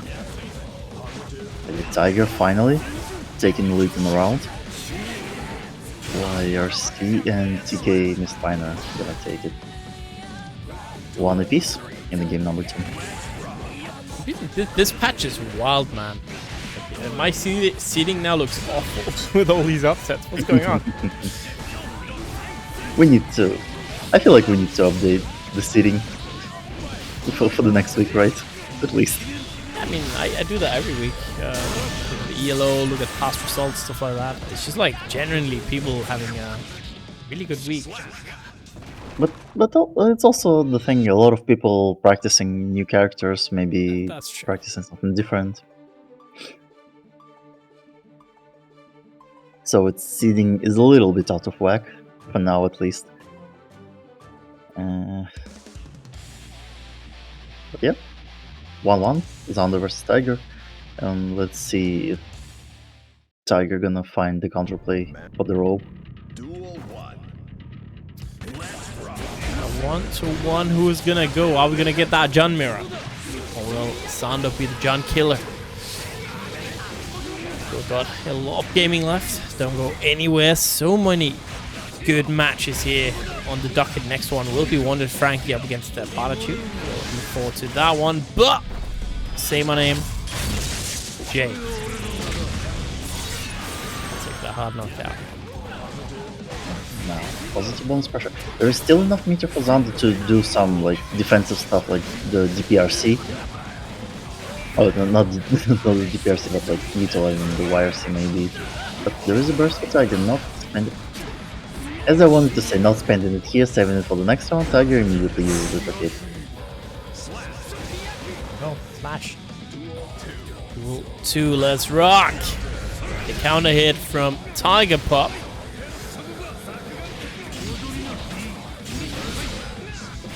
Huge catch from Tiger. Now, question to Zando: are you gonna spend it here with the burst or save it for the final round? Oh, that's gonna hurt the DP. Oh, but the reversal super right back and is gonna be titled up 1-1 here. Gotta read.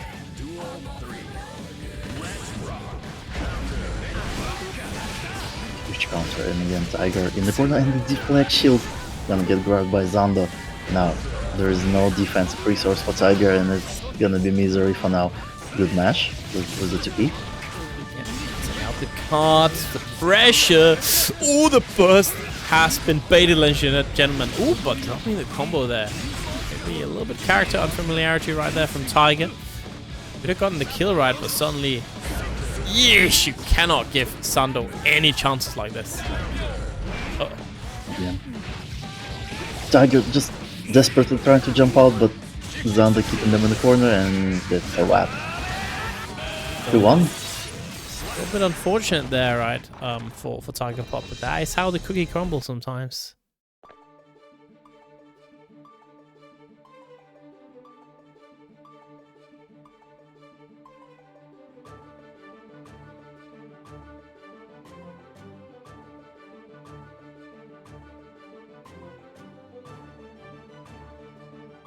How many gods do we have left?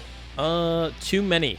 25, so Too we got many, exactly a half claimed, which is not too bad for one shift. But if we can get just one more code claimed right now, that would mean no matter what, we beat the other shift, because we got more than half codes claimed. More codes, better shift, right? Yeah, it's true. Okay, Zando Coming back to the good old wall combo. And now trying to catch Zando with Intagna from the info start. And welcome. Wait, the pixel is left. I was going to say welcome to the set point Zando, but Shuriken. Okay, sure. What a finish. Welcome to the set point this time around.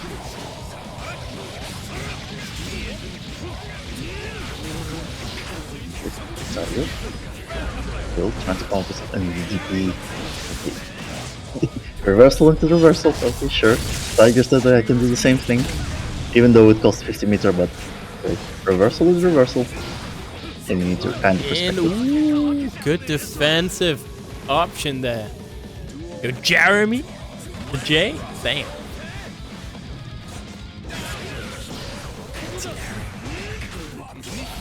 I make it into that game 5 here. Oh, the John doing the John thing. Almost killing the Chipp. In the meantime, there is gonna be burst. Oh wait, no. What am I talking about? Just insane the counter hit gonna kill Zando.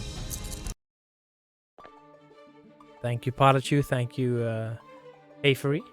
Rush, Rexu, failed to identify. Envy, Marissa, Mac, Payne, Onyx, Boring Sword, claiming those codes. We now have more than half claimed. Too bad. Round 2. So yeah, officially the better shift, right? That's how it goes. Gonna go to that final game here.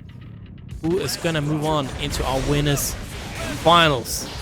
Oh, nice. To counter DP Senga.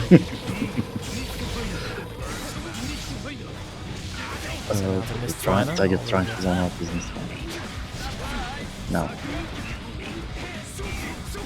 Okay, what's Zando gonna do into the knockdown? Not setting up the rope right now, maybe saving it for later. Would it be funny if it's like if rope was a limited resource for Chipp? Like, you know, 3 ropes per game, or I don't know.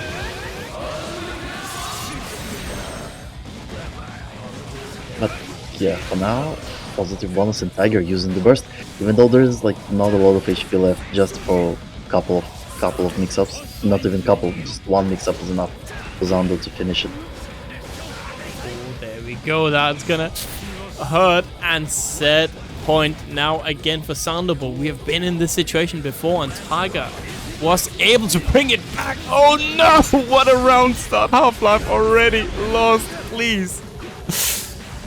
Look at that.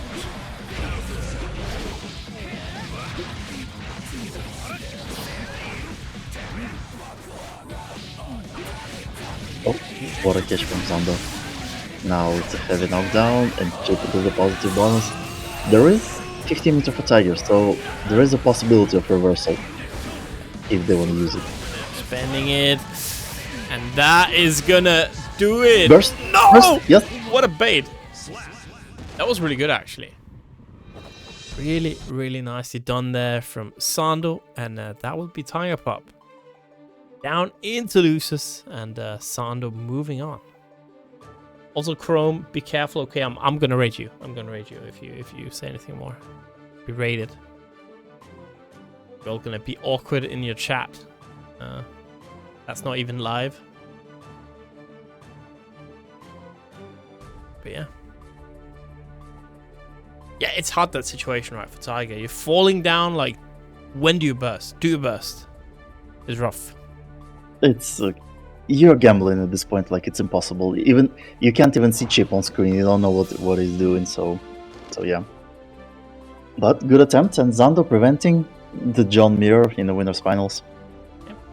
And with that being said, ladies and gentlemen, we are indeed done with the third shift. A little bit longer than we planned for, but you know how it be.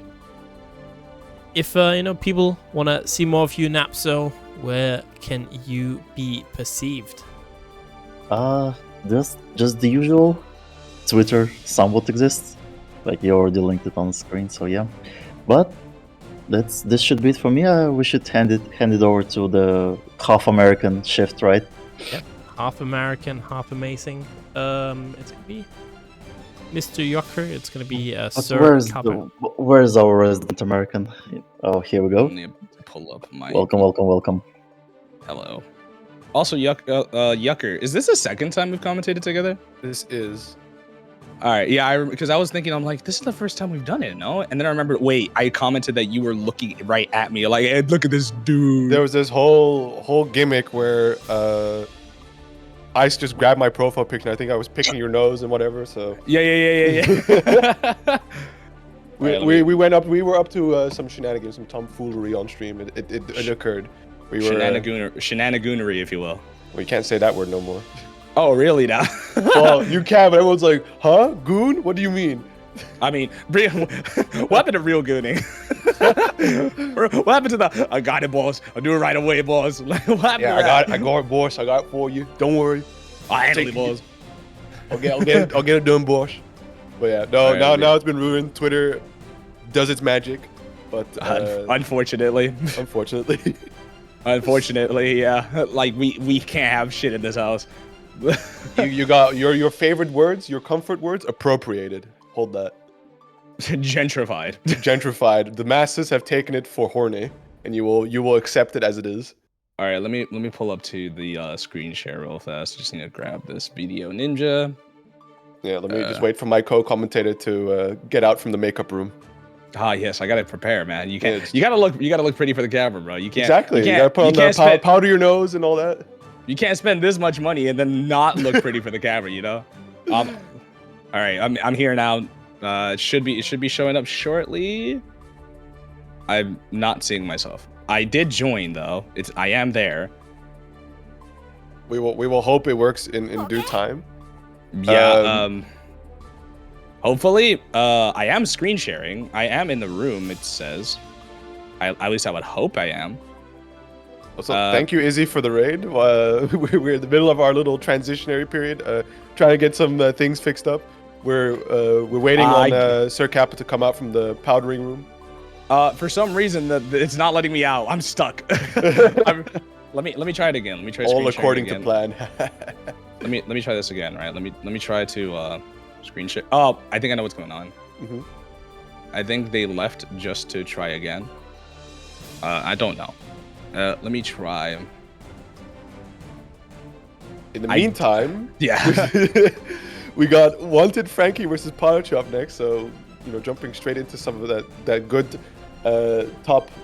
We're fully in the top 8 now. Yeah, definitely deep in the top 8 now. I took a quick scan over because I was half watching the bracket as it was going, and it's definitely a pleasure to see some Dutch names appear high and mighty in the bracket. I'm seeing Daimster absolutely killing it, making their solid appearance deep into the top 8 run. So that's absolutely peak. There we go. I'm here. Yes, we're here.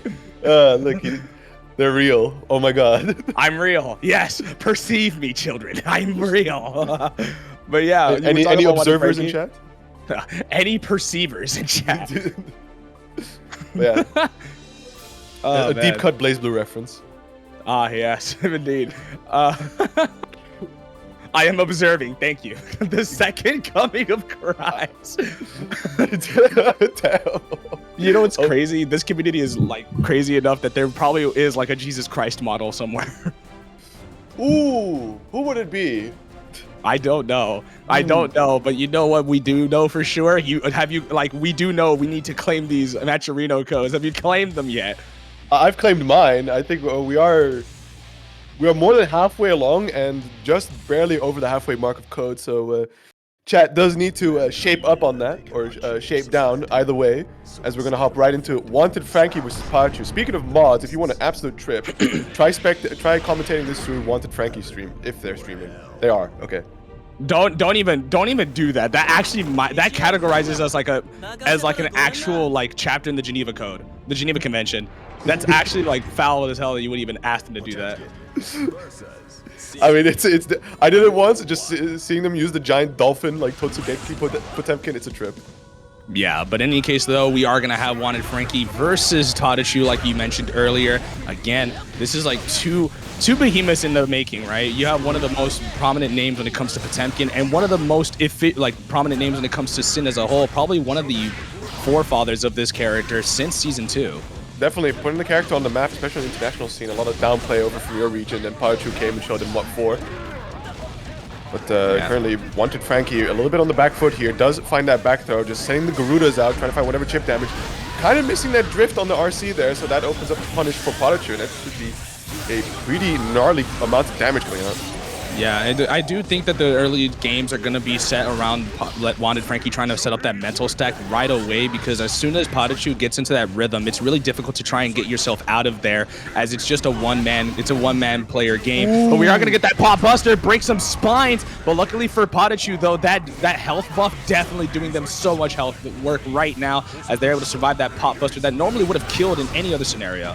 Absolutely, but this is a little bit of a tricky situation because normally Sin can kind of lame out this matchup, has incredible long-range normals to try and poke away from the Potemkin, but just like that, low health, has to approach and gets sniped out with a giant arm cannon. So WantedFranky taking the first round. A little bit of an antsy tactic from the side of PataChu, but PataChu still can rectify this mistake. It's still early going. This is the early games where you can probably make the mistakes necessary to get the intel that you need to defeat your enemies here. But WantedFranky, despite the health deficit, is still one of the most proficient at being able to make you scared for your life no matter how much of a deficit you put them in. Oh my god, I love JD disjoint, just massive punish on whatever long-range normal PataChu tried to go for there.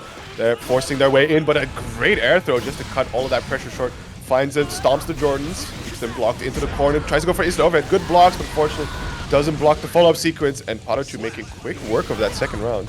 This is what I mean when you can't let PataChu even get a sniff at the game. The moment they start sniffing, they start inhaling the game, and it's not easy to get out of that rhythm. Many people have tried, but many people have fallen victim to it. Even PataChu putting the brakes on Tiger Pop's momentum when it comes to SaltyEU, and I'm pretty sure Wildtide, one of the strongest to do it, and still one of the rising stars of the international scene. Absolutely, and we're seeing it happen right here. Franky locked into the corner, gets hit by the overhead RC to further confirm it. Burst is available, but still, you're down.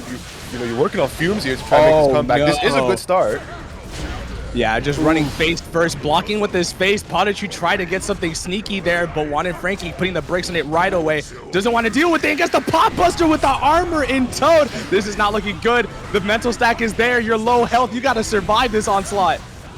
Okay, 5Ps, checks the dash over, but still we're put at a long range where we do have a slight bit of health advantage, but PataChu with the timing snipes the recovery and is able to get the kill there, taking the first game.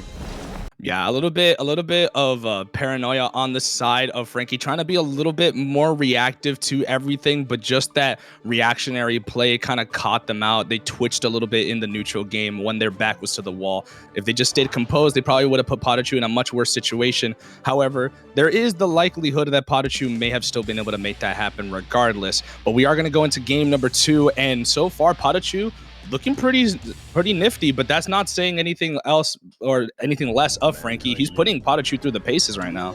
Yeah, Franky definitely, they have the really strong ability to make those comebacks work. Like I said in the earlier round, they were running on fumes and they were just able to get the right hits, especially Potemkin, a very explosive character, can make the comeback off of like 1, 2, 3 well-placed reads. And that further expounds, gets amplified when you have the life advantage. But unfortunately, PataChu aiming to deny that factor right now as they're going for a good grip of damage here, getting that wall break and that positive meter bonus, but Franky just instantly goes straight into there once to throw hands. I think one of the most terrifying things about fighting against Franky, right? It's not even just a matter of like he's super strong at the game. It's the fact that he has a lack of fear against even the strongest players in the game. And that's something that's very dangerous if you're a top player or even a middle-of-the-road player. It's the fact that he sees all the same way he sees in your average Joe. And that's the fact that you're just a walking cliff. Absolutely. Oh, no, drops the tyrant barrel, but we're still staring at a very difficult situation. You're locked into the corner. Great backdash, but unfortunately didn't believe. Had to backdash once again. Got barely clipped here. Franky in a still pretty rough spot. Having to hold the stagger pressure. Does get the Mega Fist, no punish. Jumps away from the RC Buster. Yeah, and that's going to be one round for PataChu. Trying to take a few risks in order to try and catch PataChu slipping there. And that's one of those slip-ups right there from PataChu, just standing still, just waiting for an opening. And that's just the one thing he needs, forcing the burst out from PataChu, and now it's back in Franky's momentum. Absolutely, what an explosive round started immediately. That close edge counter hit. PataChu had to burst here, and now you're basically seeing that burst going to very little value. We're on a pixel hell situation. The goal now is to try and take Franky's burst, or at least build up as much of yours back as possible. You know, the taking round is going to be a fairy tale ender, but we will see. Especially with meter on deck for Franky. He's got the burst advantage, spends the YRC instead. All he has to do is one more hit and just taps the toes with the boy. And that is now third round in. And WantedFranky starting things off with a heat tackle. He is betting it all. Almost had the punish down the Hogbaker, the Gruda impact going for a weird little hurt box shift, but unfortunately the fall down caught the recovery, and now PataChu working nicely, claiming that burst from WantedFranky, trying to keep them locked in the corner, but Franky pressing those close slashes, just dabbing underneath him, but no hits. Hitting him with the Y-I-Yata literally every time on whiff. He's just really swinging for the fences at the moment, and that flick is disgusting. It's got a massive disjoint, all those wind particles and more. And now you're gonna have to deal with that. I get set up and he slips underneath it. Falcons, the low profile, just like that. Working on that stagger pressure. PataChu finds an opening, goes for the tyrant barrel. It's that wall break. Hard knockdown, that positive meter ball is very important here. No stamina, so not a whole lot of converge potential, but immediately using the Wild Assault to stay right in their face after getting deflect shield away. Finds the DP, not able to get the further pickup, but the next hit will do it. PataChu extends their lead. Yeah, a little bit of an unfortunate slip up from the side of WantedFranky. Just you get so used to heavyweight throw ranges that you accidentally whiff throw, and it's just a blindsided situation for you there.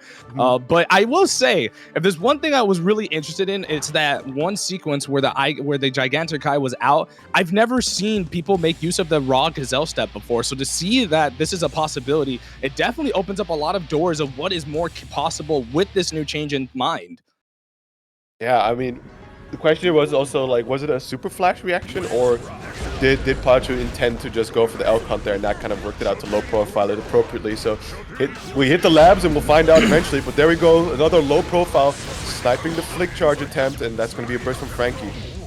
I didn't even think Gazelle Step even low profile like that. I'm actually just beyond surprised that that would even be a possible solution there. But we are going to break through the armor defense of WantedFranky. He has no burst, so all of this damage is going to be maintained. Try to go for the reset, and oh no, you made the mistake of playing with your food too much, PataChu. It's time to go to hell. Or heaven. For real. Yeah, going to hell is the CF one. You're a real one for that. I mean, heaven or hell, for real, for real. True. Nice. Hawkbaker going to the Mega Fist, still life deficit, finds the overhead. RC for the extension. Do they have the kill? Opting for the reset instead, finds another overhead. Can't quite confirm it, tries to go for the low. Flex Shield does make them safe, and the PRC Buster will close out the round. I think PataChu's got to be a little bit more mindful. They've been trying to reset their entire game plan so far. They're going more reset heavy, but at this moment in time, you can't afford to be playing with your food. We already saw what WantedFranky could do the moment you make one mistake. Just a sequence of mistakes just end up in a situation like this where PataChu has to literally fend for his life, and that is not the way you want to be playing this. You don't want to be resetting a man who could make you slip, make you die in a matter of 2 grabs. Unless you're that guy, you know, you've got that full-blown confidence. So far, the great jump in from PataChu is one of a nice super knockdown after the screen transition and that positive meter bonus. We're going to keep the mix nice and simple. Just poke from afar. You don't need to go too crazy. Wow, wait, did they hit the recovery? No armor?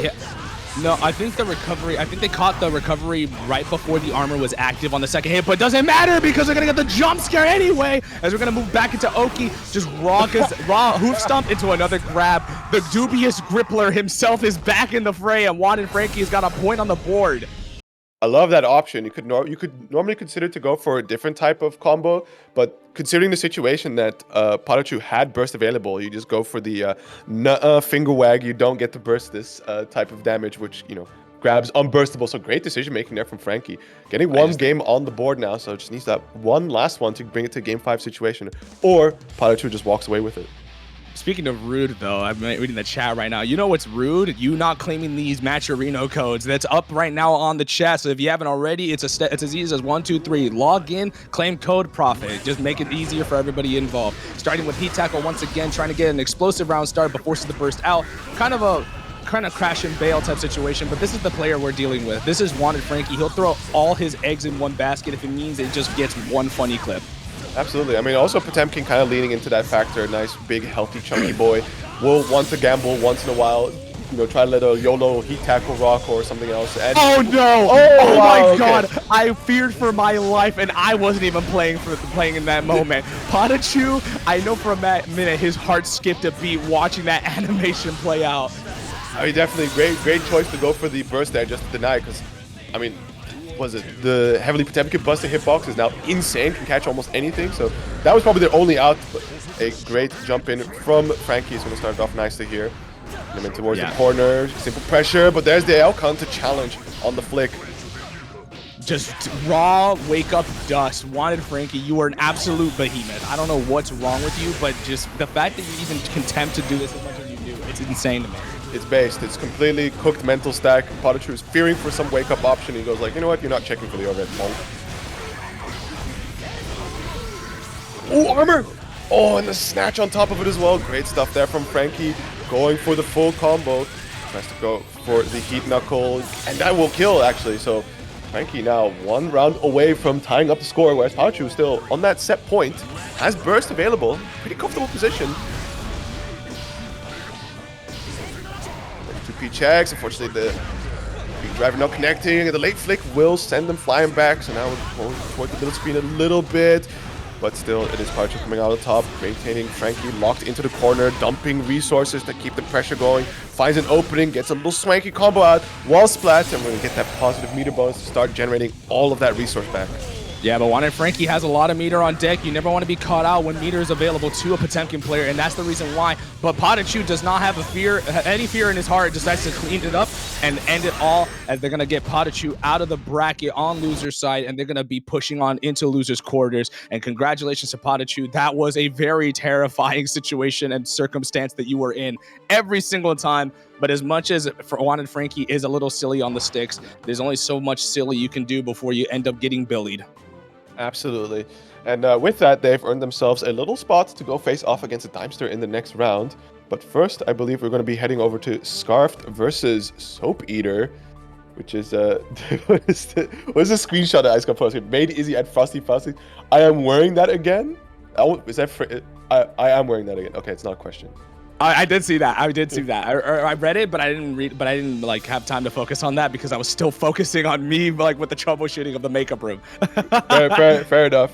But actually, you know what? Hold on. Since this is since we are in the seasons of beatings, right? Oh, like, I remembered one little thing that this community loves, and that they love the little guy. They love the little guy. So let me bring the little guy out. They love the Blurbo. Get him out of here. Like, they love the Blurbo. They look at the Blurbo. Look the at Blurbo. Sir Kappa. I know you wanted this one. This one gets all the attention. This one is the one that gets everyone's hearts, and I feel bashful every time I see it. No. Yeah, little guy. I can give myself uppies. Wee fella. a wee little shite. Oh boy. I just basically made a double negative. We and little are the same thing. So in fact, a large person. In fact, this is one of the funny things that came from Button Check. I don't know if a certain large lad watches the Strive streams, but large lad, a frequent Xrd player from Scotland, and well, the name is not accurate. Let me say when I met in person, which is really funny, and he just sits there waiting like, who's gonna make a remark about it? And it was basically a weekend-long just short jokes for the poor guy. The poor guy. He calls himself large lad, but bro, I don't think bro's talking about his height when he says large lad. I don't know what he's talking about, but he wasn't willing to show us, and in fact, he just took all the short jokes with a brave face. Hey, I mean, if you call yourself large lad, it seems somebody got it in the chat. I appreciate you for having the wherewithal to know that. Do not share it. No, do not share with the class. Please let them figure it out on their own. Pass notes or maybe talking the whole way during recess, but not right now. Yeah, right now we're in the class is in session. We are gonna have Soap Eater next on the sticks alongside Scarred for show and tell. So if you guys would please be respectful and courteous to your presenters. We're gonna watch a season's beating, and we're gonna get things underway shortly as we get our competitors ready to go. But until then, while you're here, and I'm going to keep doing it because last time I didn't do it that much, please be sure to claim those Matcherino codes, purely on the sense that you do it for the little guy, right? You do it for a little Blorbo. If not the Blorbo, you do it for the players that come here week in, week out, every time to put on a show every Monday for all of you Strife enjoyers, right? So it would be nice to toss them a couple bones, right? Treat them to a kebab, a hard evening's work of kebab, and support these players. And of course, the more codes we claim, the more people are willing to contribute, the more we can also support other players besides just the first or second or and so forth. Yeah, I mean, in general, though, the code, like the codes itself, why they're only 25 cents, but it's accumulative. Yep. Considering there's 126 people in the chat, that is an accumulative amount of codes, and 4 codes equals $1. Now, there's 126 of you. I need you guys to do the math since we are in class. Mm-hmm. I hope you can do math. I pray to God you can. There's a nice aggressive opening there from Scarf. Unfortunately, it is Soap Eater now maintaining control of the pressure. Now leveraging those long Johnny normals, trying to keep the close range pocket fighter at bay. But a great Beta Blade is going to charge right through, immediately 5k beating the 6k startup. And we're going to get rope comboed right against the wall. Is it going to be a wall splat? Not just quite, so this is still a pretty good position for Scarf. Gets dealed on his head. Damn. Yeah, I like to doubly I dub it the Johnny players version of pin, so the Johnny pin in general, catching them at the end of the string. And so far, it looks like both of these players are kind of fighting for dominance in the early rounds, not really finding anything major. However, it is Scarf who does get a lot of more of the schwanky combos, does get the Banka Messiah, and we're going to get that positive bonus right off this wall break, as we are going to have quite a criminal scenario here with Oki on deck. Any other kill character would have killed there, but a great bait on the YRC is going to close out this round, so great work there from Scarf. It's going to be indeed an interesting matchup. At one hand, Soap Eater wants to keep the Chipp character as far away as possible. Great press through the record strings, and immediately Scarf's going to be trying to burst and challenge in, but the Asenga getting the side swap as well. I don't think Soap Eater was entirely ready for that. They just threw out that Nsenga, hoping that and praying that it might stick. But overall, not looking too bad for either a player at the moment. But it's Soap Eater who's going to take initiative and be able to take the wall break as well, get that damage off that Nsenga. And considering that Nsenga has a lot more damage on it as well, it's definitely a lot more threatening as an option. You don't want to get caught out by that encounter hit. But Circus Olay is back in the town. Do we get a wall splat here? We do indeed. Good grip of damage, but still the life deficit for Chipp. Immediately PRC's in, and just like that, Hope finds the opportunity after the 5k whiff to just dash up and get a throw. So clean work there from Soap Eater, tying up the rounds. Both players pretty good on the burst resources. Great challenge from Scarf. That's going to be a burst deflect. Try to get away, but the 6p gut punch, get him out of here. Yeah, he doesn't want to deal with it. Backdash to the throw attempt. We're going to go for the circus act once again, and it seems like Scarf has definitely got a lot more prominence on it, and hits him with the most ambiguous mix off the tightrope. And we're going to keep going off of this pressure string. Burst is back on deck, but just in time as well, as they're going to get the Kara into Banka Messiah. Once again, repeat the situation. Positive bonus and a positive time. It's the craziest rope mix there, because I swear that Scarf swapped sides, but ended up being on this. The hit came from the same side, so good blocks there from Soap on the mix-ups, but that was some freaky shit. But anyways, Scarf is going to be taking the first game. Yeah, Scarfed almost like a flash in the pan. You couldn't even tell what the hell happened there. Soap Eater was caught in a loss for words, but this is early game. Scarfed is definitely pretty good at making sure these games go down quickly and efficiently. But if there's anything that's going to be very difficult about playing this kind of character, is the fact that you got to be able to do so on a character like Johnny, whose health only got better, and his damage output now matches that top health privilege. So you don't want to get caught out too much, and Shark Infested Waters are something you have to navigate if you want to beat this match. Absolutely, so we'll see if Soap Eater has the pan or the water to try and douse the fire. Good opening so far against the mix-ups, finds those side swap, nice blocks from Soap Eater, but unfortunately gets hit by the Alpha Blade, put back into the corner, nice challenge, goes for the wild assault to keep the pressure going, finds an opening with stagger pressure, just like that, building a good grip of damage here. Are we even gonna get a wall break from this distance? Yeah, it's not gonna be a wall break, but it might get Oki just in time. No, it's just close enough. My goodness. That was a super gravity scaled combo that could have easily dropped right at the end, but the confidence to still even go for it, that says a lot about Soap Eater's efficiency and specialty on the character that they play. But that counter hit is not going to make good on anything as Burst is coming back in deck. Scarf, recognizing the threat, decides to drop it early and uses the the rope in general to try and navigate around these options. But it's SoapEater who takes it out with that gigantic 5H. What a button it is. Absolutely, just that card set goes out the /5HS, just like that. A great opening here for SoapEater once again. Good bit of stagger pressure, just pushing themselves away nicely, and finds and punishes the approach from Scarf, building a whole bunch of damage. My goodness here, so Scarf in quite a bind to try and make this comeback, but no chance. SoapEater fully in control of the spacing is going to take game 2.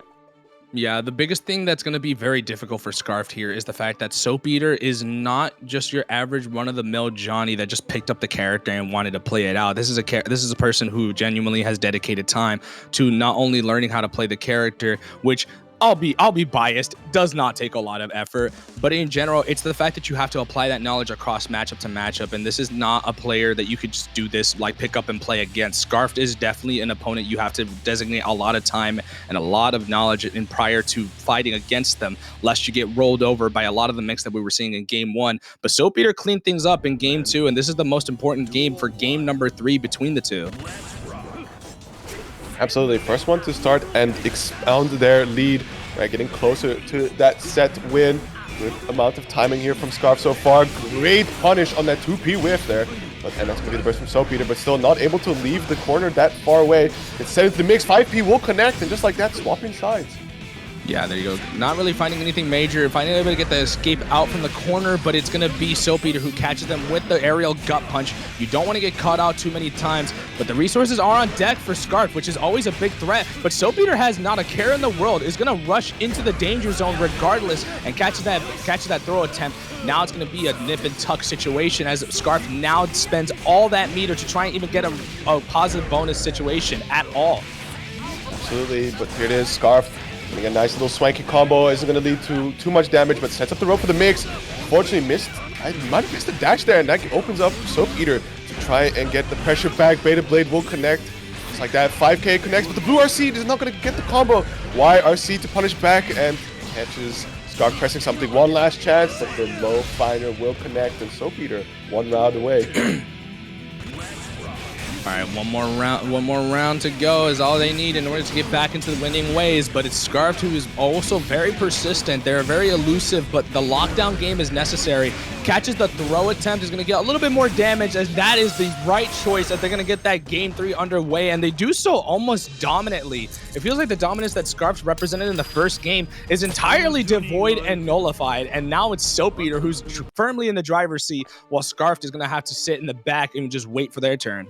What the fuck was that fanfiction-ass combo? 3 in seconds and it kills. That is definitely a Johnny. That is like Johnny's equivalent to like Pile Bunker loops. I refuse to believe. Yeah, I love Pile Senga Teknet. Oh my goodness. God forbid we find out Senga loops exist.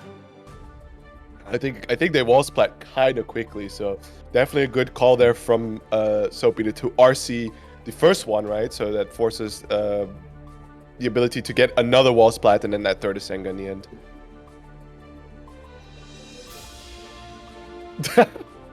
I just can't believe it. Because remember I mentioned Large Lad, he DMs me. Oh, he DM'd you? Somebody snitched. Somebody snitched unless he's in chat. Who snitched? Hey yo, we're gonna have to talk. Hey yo, we're gonna have to talk, bro. Who snitched? You know what they say about snitches. We'll get you. We'll get you. We know. We have our means. We know where you. We know your name. We're gonna come over. We're gonna tickle you. We've seen those connection tests. We have your IP address. I didn't want to say that. I didn't want to say that. We have the information. Watch yourself. No snitching around here. Right? Oh, You're having a good time. We got the self-report. We got the self-report. Find him. All right, well, you know, jokes aside, we're gonna move into game number 4 though. Scarfed a little bit worse for wear, gets the early lead though, but again, all will fall to TK Mistfinder. Absolutely, tries to jump out, and there's the J2K rare move making its appearance. Nice low, and the mix-ups are coming out. We're seeing some good old Xrd type style mix-ups coming out here from Scarf. And that's just like that. Soap has given up, just wants to get this person away from him, trying to FD, but to no success, and just goes left, right, up, down, on top of your head, whatever, does your taxes, and Scarf taking the first round of game 4. It looks so ambiguous. It's almost instant, but he literally runs downwards. It's so scary to even consider what he's going to do next. But so far, Soap Eater has felt the pain of it, but that risk gauge is super cranked up. Scarf has no leeway out of this. Is at 100 risk. Caution signs are blaring, and that 100 risk is going to lead you to a Twitter clip. But thank God, Burst came back in just in time. I'm surprised that Scarf opts to burst here, but is going to be eating the super reversal instead. Is it enough to kill, or are they just going to be put in a really rough situation? It is going to be the rough situation. Yucker, I'm not going to lie to you. He just died. Like, he just became a Twitter clip if he finished that combo. That burst was necessary. No, that's fair, but I was going to say, like, save it for the next one, next round maybe. I don't know. He felt like a hero in the moment. You know, you don't want to get Twitter clipped. You'd rather save face than die out with your burst. That's a fact, actually. That's true. Fair enough. Good blocks on the overhead. RC to make it safe. Gets that run-up throw. We're going to go once again. Half health gone. And we're seeing the FDs trying to challenge him, push him away. And tries to get a challenge in there, but no avail just yet. Scarf staying right in his face, but there's the far slash. Finally connecting. Maybe a little bit of damage trying to push him away, but the Beta Blade has seen enough. He just wants the full aggro. The next couple hits. Are we going to find the kill off the wall combo? This is usually a damaging combo, but the wall break, yeah, the Sunset Roga is definitely going to seal things out. As we're going to get a first game 5 in the minute. Or at least a first game 5 for me, because everything else was like, I saw you guys doing game 5s already. I'm like, damn, that could be me on commentary. point left finger, point right finger. It should have been me, not him. I don't think I would have did the epic set, but anyways, we got an epic set on our hand as these players are going to be taking it down to a game 5 situation. I mean, I was too tired to even commentate that. I was asleep. I was zonked the fuck out. We EP Blurbo. We EP Blurbo Bombo. Like, the Blurbo needs rest, and honestly, I needed it. So I think that's probably for the best that I only commentated this top 8, and I'm honestly feeling pretty good about it. I feel great. The level of play is really fantastic, and I'm getting my first game. I'm getting my first game 5 on the stream, so I feel appreciative that we're gonna get this already done and dusted. But as much as this game 5 is going to be fun as hell to watch, it's going to make me sad because I want to see more of these two play. But only one can arise from the depths of the trenches. We need to see who's going to be that player to really pull the trigger. You know what they say, all good things must come to an end, just like that pressure, and just like the combo that would have hit as well, also instantly bursted. And now Scarf wanting to force the control back, gets deflect shield away, good challenge, good, nice throw tech, but it is still Soap Eater in control of the pressure. Has dragged them all the way towards the corner now, tries to FD them away, no success just yet, but finds the run-up challenge there. RC for the extension, sets up the rope. Are we going to be seeing the other side of the screen? Kind of. Yeah, we are going to go from coast to coast. We're going to go from the west to the east. We're Mr. Worldwide in this stream. And we're going to get caught by quite a schwanky little movement tech that we're seeing from the side of Scarf. Ooh. Goes for the trip, baits the overhead with the double low. And now Soap Eater is getting caught with their pants down. They don't know where to block. Yeah, absolutely. I mean, it's not even the thing of blocking. I think Soap Eater is definitely trying to challenge a little bit more, trying to get out from all these situations and sequences that Scarf is throwing on them.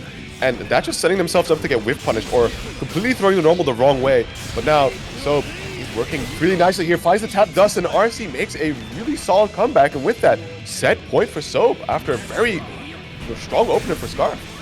Yeah, it was a very strong opener, but it was Soap Eater who finished their play in general and looked him dead in the eyes and said, "You finishing that?" You finishing that? I'll gamble. Shit, I'm hungry. I'm sure I'll eat the whole plate. Just like this. Great misfinder. All right, that 6K catches all, and this is not looking too good for Scarf. One hit is all it'll do. Gonna go and switch up from the corner. This finally their time to play, but that K misfinder catching them and just goes to the run up throw anyway. Soap Eater is a disrespectful tyrant. Is gonna move further into the bracket and put Scarf down right where he stood, and gonna be able to gamble once again in the next round. Absolutely great work there from Soap Eater. Two very explosive players setting up some crazy situations against each other, but it is Soap Eater ultimately coming out on top, especially with that comeback factor on their side. It was fantastic work. So Soap Eater 3-2 over Scarf. Moving forward to face off against Tiger Pop, so that's going to be a fun little reward for them. Yeah, the reward is that you get to deal with someone who could punch your ass to oblivion, but that is the kind of stuff you represent and you run the risk of whenever you join these kind of tournaments, right? You have some of the top players, some of the most explosive players to ever come out of the gate when it comes to this game's life cycle. But to be honest, that usually tends to be a good thing because you ultimately are exposed to higher levels of play in this kind of environment, and because the level of play is so much higher, it incentivizes more growth. You get to be exposed to a lot better play, which innately enhances your growth as well. So the fact that we've seen so many unique names alongside the regulars we already see, it really shows that there's a lot more to this scene and a lot more to this game than just the usual names you see like you do in NA. Absolutely. But up next, we got the fight of the flag orientation. It's going to be Daimster versus PataChu. Daimster, my personal goat. Dutch, as always. I must be biased on this regard. So I'm full bias commentary. It's going to be all Daimster in this one. 3-0, no questions asked. You know, who random PataChu? Never heard of them. Sorry. PataChu? Who's that? That sounds like a. I've only known a Daimster, absolute killer.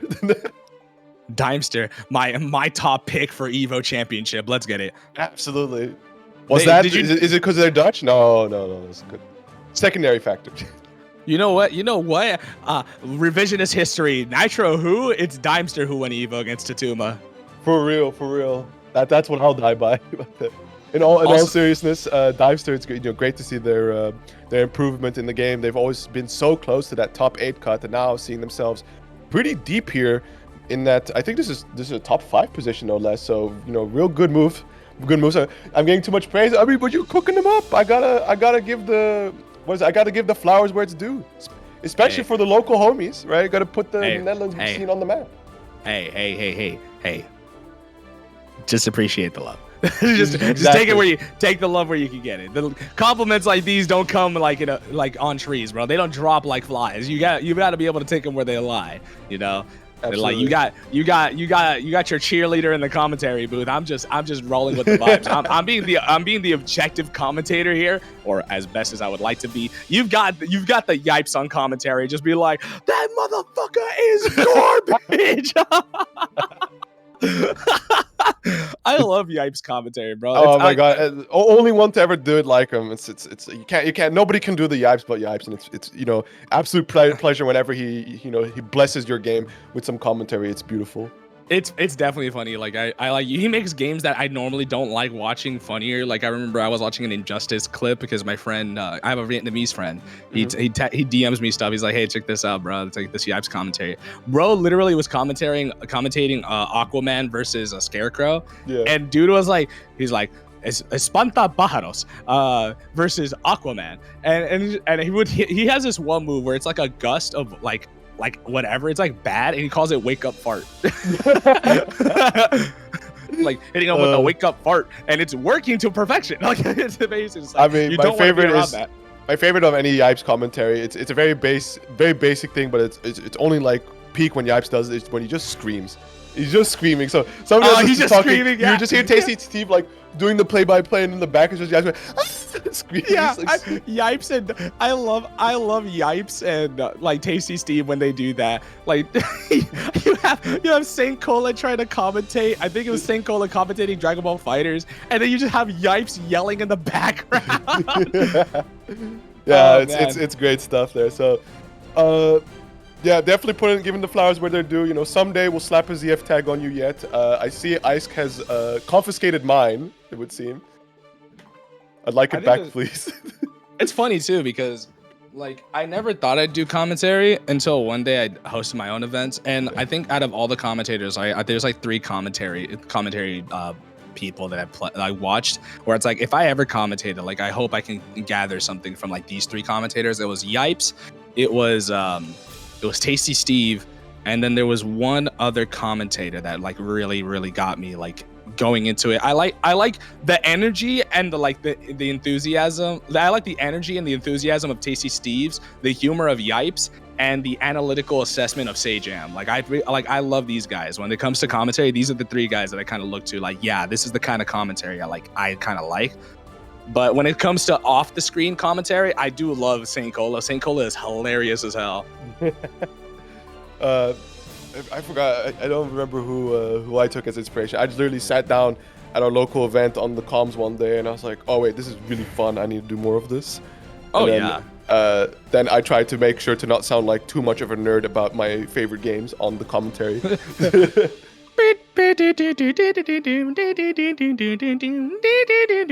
nerd emoji theme. True. Oh, yo, ZF Daimster. I don't know if that was agreed or if they appreciate that. But hey, a little bit of appropriating. I'll snatch that guy up. Hey, yo. We'll put him under the org. Don't worry. Pause. Yep. I said what I said. What are you gonna do? Nothing. You're all the way in. You're all the way in the Netherlands, bro. What am I gonna do? Exactly. Fly out. I got better things to do. No. I assure you, there's nothing better than coming to visit the Netherlands and visit a ZF offline. So this is in fact going to be the matchup of which flag is the correct orientation. Spoiler alert: it's the Netherlands, but it's going to be Daimster versus PataChu, the game of distance versus Blorbos.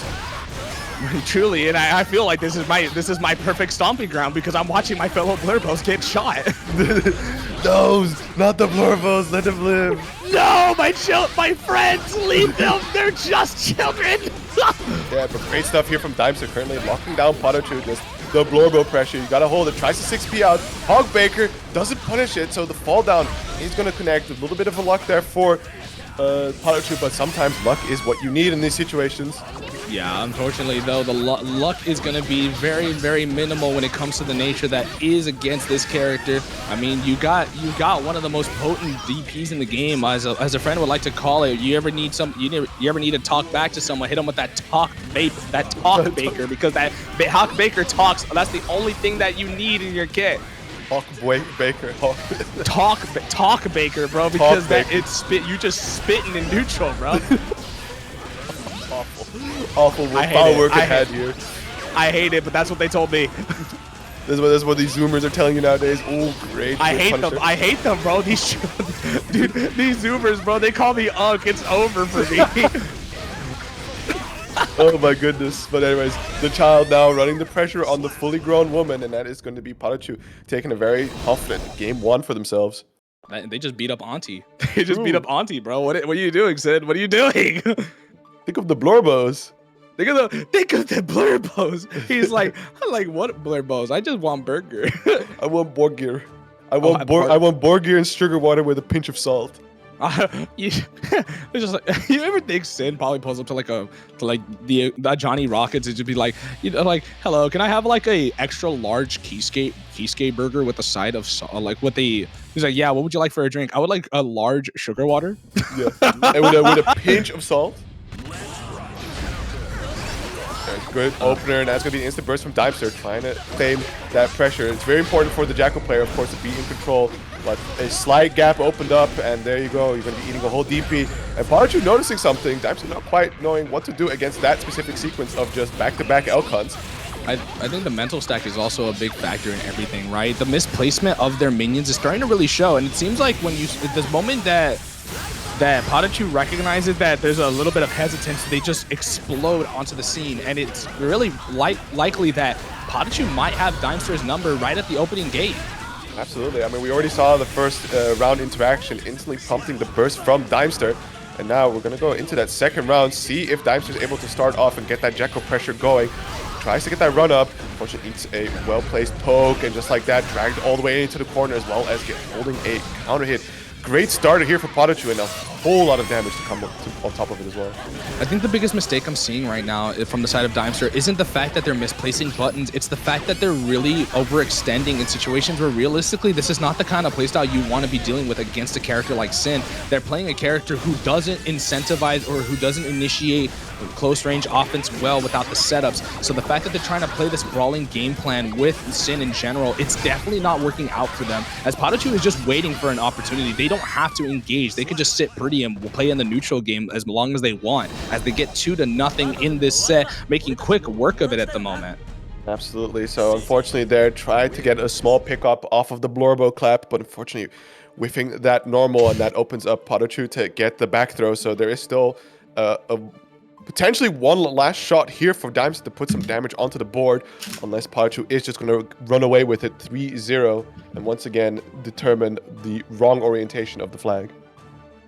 It definitely makes things difficult for sure, right? Because Sin has a lot of neutral presence when it comes to this matchup in particular, right? Like that's the kind of thing that this character is really strong with nowadays, especially because a lot of his neutral options lead to so much damage now if he converts it into a follow-up. Now that he has extended pressure sequences and extended combos off of the stamina usage, there is more of a drawback if you spend it too much, but there's more of an incentive if you do spend it if you're hitting your opponent. And Daimster has to make sure to lock that down before PataChu regains the balance once again.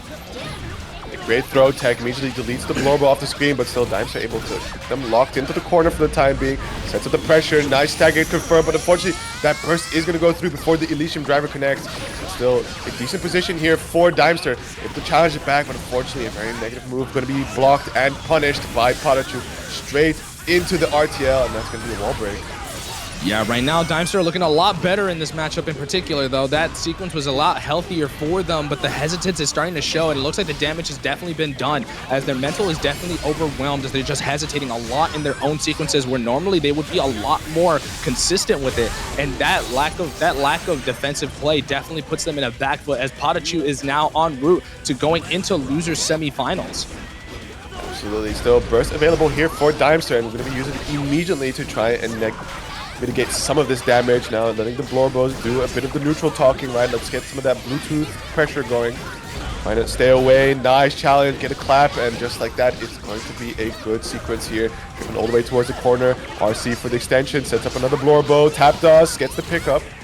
There you go. This is looking much better. None of the minions are out anymore. None of the fellas are out in play anymore, but they were doing so much better. But PataChu, once again, once he gets that explosive start, it's hard to get him off of that. But PataChu definitely reeling a little bit from that previous sequence, trying to bait the burst, trying to make things safe. And Daimster finally gets the opening they need. It gets around, finally, after so much hellacious brutality that has been on the screen. We finally get the screen off. Look pretty for the camera, Queen. Let's get it. Unfortunately, just as the moment she starts looking pretty, gets hit by a far slash right on the jaw, and that's half health gone there for Daimster. Real back foot position, tries to get something going, but there is the run up close slash connecting, and it's going to be a huge grip of damage, and possibly dead right here actually. With the no, that's 100 meters. That's 100 meter. You're dead. Adios, and that's going to be a 3-0 for PataChu. Going to be eliminating Daimster out of the bracket in a very nice, I believe, top 5 finish? Yeah, that is a top 5 finish. You are right. This is losers quarters. Yeah, so absolutely fantastic stuff from Daimster. Nevertheless, right, making it this far, this deep in the bracket, only showing improvement. So definitely a good one to look back on, right? Analyze the Sin matchup in case you ever face off against PataChu or another Sin in the future. And we can only go up from here, right? Yeah, I mean, it was very difficult. You could definitely see there were like cracks in the shell of their game plan for sure. It's not easy. Like it's never gonna be easy against Sin, right? And I play a character who like objectively makes this character's life hell. But in general, right, it definitely looked a lot more critical for Daimster there, as they tried everything in their power to try and make anything happen for them. But we are going to move on to the next match. Daimster did make it very far. Congratulations to the effort to be able to make it this far. But we are going to move into losers semifinals, I believe. Absolutely. And it's going to be Tiger Pop versus Soap Eater. And Tiger Pop's been on that Johnny bracket run today. So character lock to the Johnny as far as I've seen. And we're going to see how that works out for them, especially going into the mirror. Nevertheless, Soap Eater, right? So a Johnny aficionado on the character. See if good old mastery beats generalist skill. You know, like the jack of all trades type B, and that's the kind of thing you got to be worried about, right? Because Tiger Pop is very proficient at many different characters. Maybe not a specialist in any of them. However, there is one major thing that you have to consider when playing against Tiger Pop, is the fact that he's got an abundance of knowledge on every character because he plays most of the cast. So you have to be ready at all times to try and play this game out and really try to do something and overwhelm the senses that Tiger Pop has, because there's a likely chance that he has the knowledge necessary to combat all of this. Yeah, absolutely. And just like that, finds a small opening. Great. Is that a.b.a into throw? I think so. I'm not entirely sure. sure. Oh man, that's so scary as well. Like if you play against an opponent who can pretty well on demand use IBs, right? Just to get that, keep you nice and close, set you up for that throw punish. You're going to be in a hell of a time, but just like that, he's going to get that punish off the deal, set up the instant overhead finder, and just Senga into the super. Trying to get that hell swing back, but so far, not going to quite hit that, but still getting that hard knockdown and positive meter bonus is a good start. Yeah, I don't know if you saw that, but that was a nice knowledge check on the side of Soap Eater too, recognizing that there was an opening between the card versus like the slash versus turn up, and that's going to be enough to get the kill off of Tiger Pop, which is no easy feat, to put it lightly. But it really just shows that the specialist is definitely the route that you want to take here. Tiger Pop, no slouch whatsoever, but specialist activity is definitely the way to go at the moment, at least for the first game that we saw right now. Soap Eater leading in the set, and Tiger Pop maybe kind of reassessing themselves, trying to figure out something out, try to do something that their opponent hasn't even seen already. True. But currently the mastery of Soap Eater is coming out on top in these matchups, and of course Tiger Pop doing the character lock. See if this is indeed going to be the case, if they're going to put it to the detriment of their tournament run, or we're just going to maybe see a character swap in the end. But so far it's starting off pretty nicely here for Tiger Pop, and Soap Eater caught not blocking, sets up the deal, goes for the slump god, and try to go for the TK fighter, but no luck. Yeah, the TK Finder being missed out. Again, Soap Eater having a lot of knowledge, as this is their main go-to character. They've dedicated all their time. Gonna gamble it all as the man who the god of failure resents with all his being is gonna scream his name out for the rest of the crowd to witness. And it's Soap Eater who's definitely doing a lot better. But Tiger Pop, still ever the potent presence in this game, is still using the back down, and his bust has been rewarded. Absolutely. While the ball immediately out of the gates comes swinging, so go for a set there, maybe about put a little pick, spacing for Tiger Pop, just like that I said earlier, will come to fast and be able to do another switch all as the super get that knockdown. Starting to get a bit of a number here, I believe. Oh, you're bullshit. I think it's probably internet or something like that. But I got most of it. But in case the Tiger Pop putting a lift, D'Angelo isn't able to throw K Mistfinder to combat that and pull the burst on the side of the Peter. So he was going to get started, catches them with the turn up, goes to the reset and goes to the setup, but it may have cost them there, as now that situation is bad to worse. And this is why you cannot take for granted the situations that are given to you. And sometimes a reset isn't the way to go. Tiger Pop takes a point on the board. And also, we did not ignore you. We did see you. Hello, Gecko Squirrel. Hello, how are you? I hope you're having a fantastic time. Thank you for the rate of 38. And for all you squirrelies in the background, I hope you guys are doing a fantastic time. If you haven't already, please be sure to claim a Matcherito code. It has been a lovely time so far in this top 8. Yeah, we're down to our last 8 codes, so we can definitely make that happen. That would be very swell indeed. Also, we see you, Chad. We do recognize we are getting borged. I think Discord is kind of just shitting the bed at the moment. So hopefully that kind of fixes itself, and it was just a temporary hiccup as we're heading into game. I wasn't keeping track. This is game number 3. The Tiger Pop has a point on the board. It is now 1-1 apiece, and this is always the most difficult part about being in this situation, right? Is that when you're playing against someone who is also playing your character, there's that mental game you play with yourself. It's like, am I better than this player, or are they gonna outdo me in my own character? It's a bit personal when you play the mirror match, in my opinion. It definitely is, to the point that I definitely hate playing it myself, and it's going to be a question if Soap Eater is letting that get to them or not. So far, it seems to be going pretty nicely for themselves. Going to get the burst out from Tiger Pop, immediately trying to challenge, finds that far slash, uses that water assault to extend it some further and push towards the corner, just like that. Half health gone from Tiger Pop. Yeah, Tiger Pop definitely displaying a lot more diligence when it comes to the defensive play, but when it comes to the neutral presence of how this game is meant to be played with Johnny, Soap Eater is showing a lot more efficiency in that regard. And doesn't get the turn up, but nonetheless, the damage has definitely been done. Tiger Pop is reeling quite a bit, bleeding a little bit of life here, and Soap Eater is looking pretty comfortable with the resource economy, looking very healthy on their side. Yeah, it's very challenging here for Tiger Pop to try and make an approach, right? They have to come nice and close to Soap Eater, and you just don't have the health to try and gamble for that. And as you see, you try to press it immediately when those far slash connects, counter hit confirm, and Soap Eater is going to put themselves on 2-1 right now. So 1 game away from sending Tiger Pop out of the bracket. Oh yeah, definitely. And that's the kind of situation that you're kind of working with here. You can be a generalist, but usually when you have someone who is so ingrained in the game plan and the gameplay of this character, or any character for that matter, beating a specialist is no easy feat. You could be one of the best players to do it on the character that is doing it right now, but that doesn't mean that you have the knowledge and the mastery of the character just yet. Once you get there, that's going to be a fantastic situation for you. But Tiger Pop is known to be pretty generalistic about most of the characters they're playing, and mains a subset of characters that are really, really strong.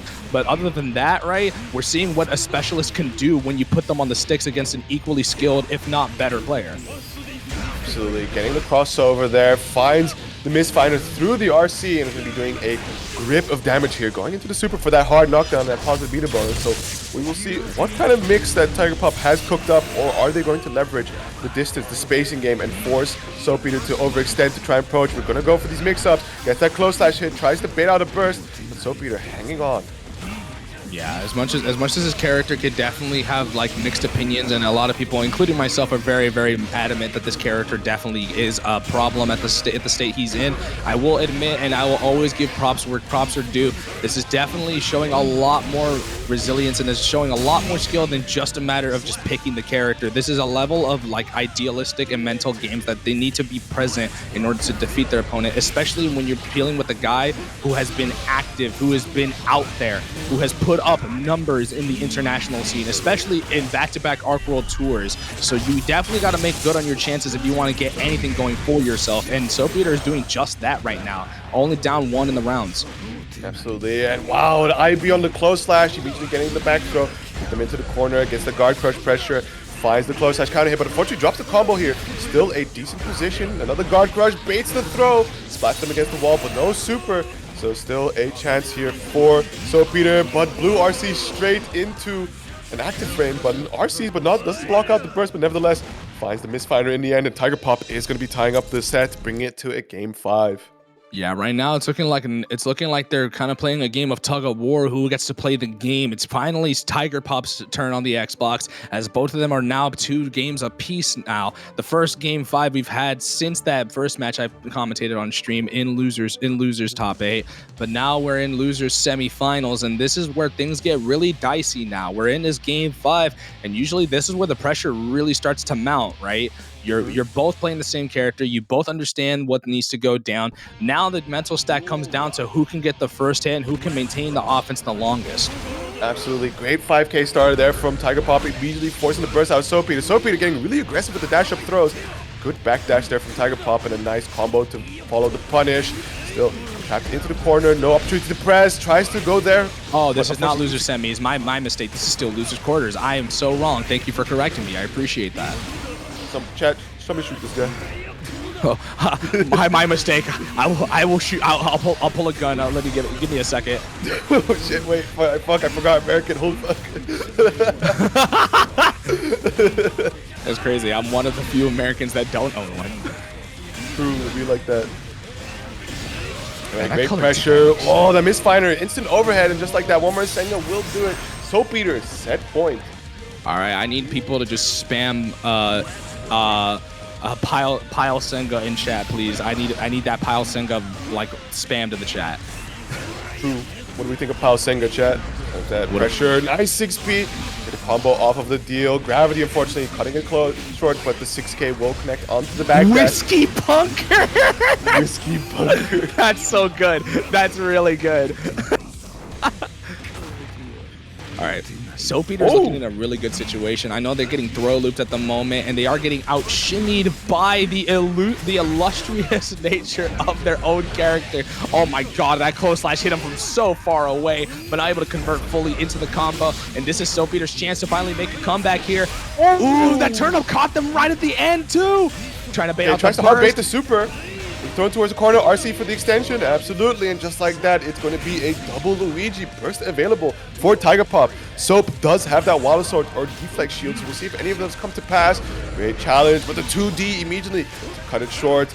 Driven slowly but surely towards the corner, chase him down. Footsies.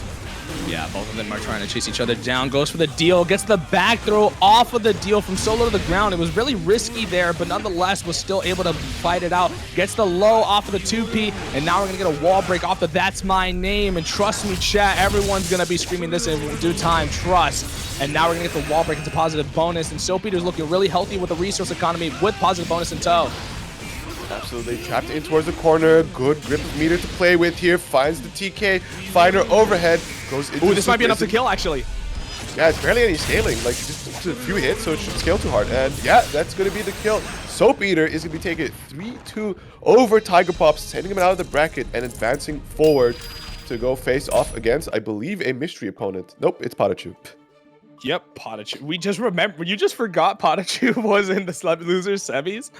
I was still ruminating on my goat Daimster. My fault, dude. I don't know who this PataChu guy is. Hey, you know what? I don't blame you, bro. I don't know who this PataChu guy is either, bro. Like, who are they? I heard they're from France. I heard they were from Sideways, Netherlands. Sideways Netherlands. I can't. You're actually. I can't. Wallahi, I'm cooked. Wallahi, he's cooked. Oh man, that's rude. That's rude. Yeah, I better not show my ass up next to UFA. Actually, you know what? You might be cooked. You might not want to pull up. They got their shooters ready. He's like, "What'd you say about France?" I'm like, "Oh, well, my fault, bro." No, they didn't even say it in English, bro. They just tell you straight up in French. They just tell me in French, like. They just say one English word. It's like they speak all that shit, and then it's just like pussy. Oh. There we go. Zando versus Kirb. The Johnny action does not stop. It's gonna be facing off against Zando's OG main, the Chipp.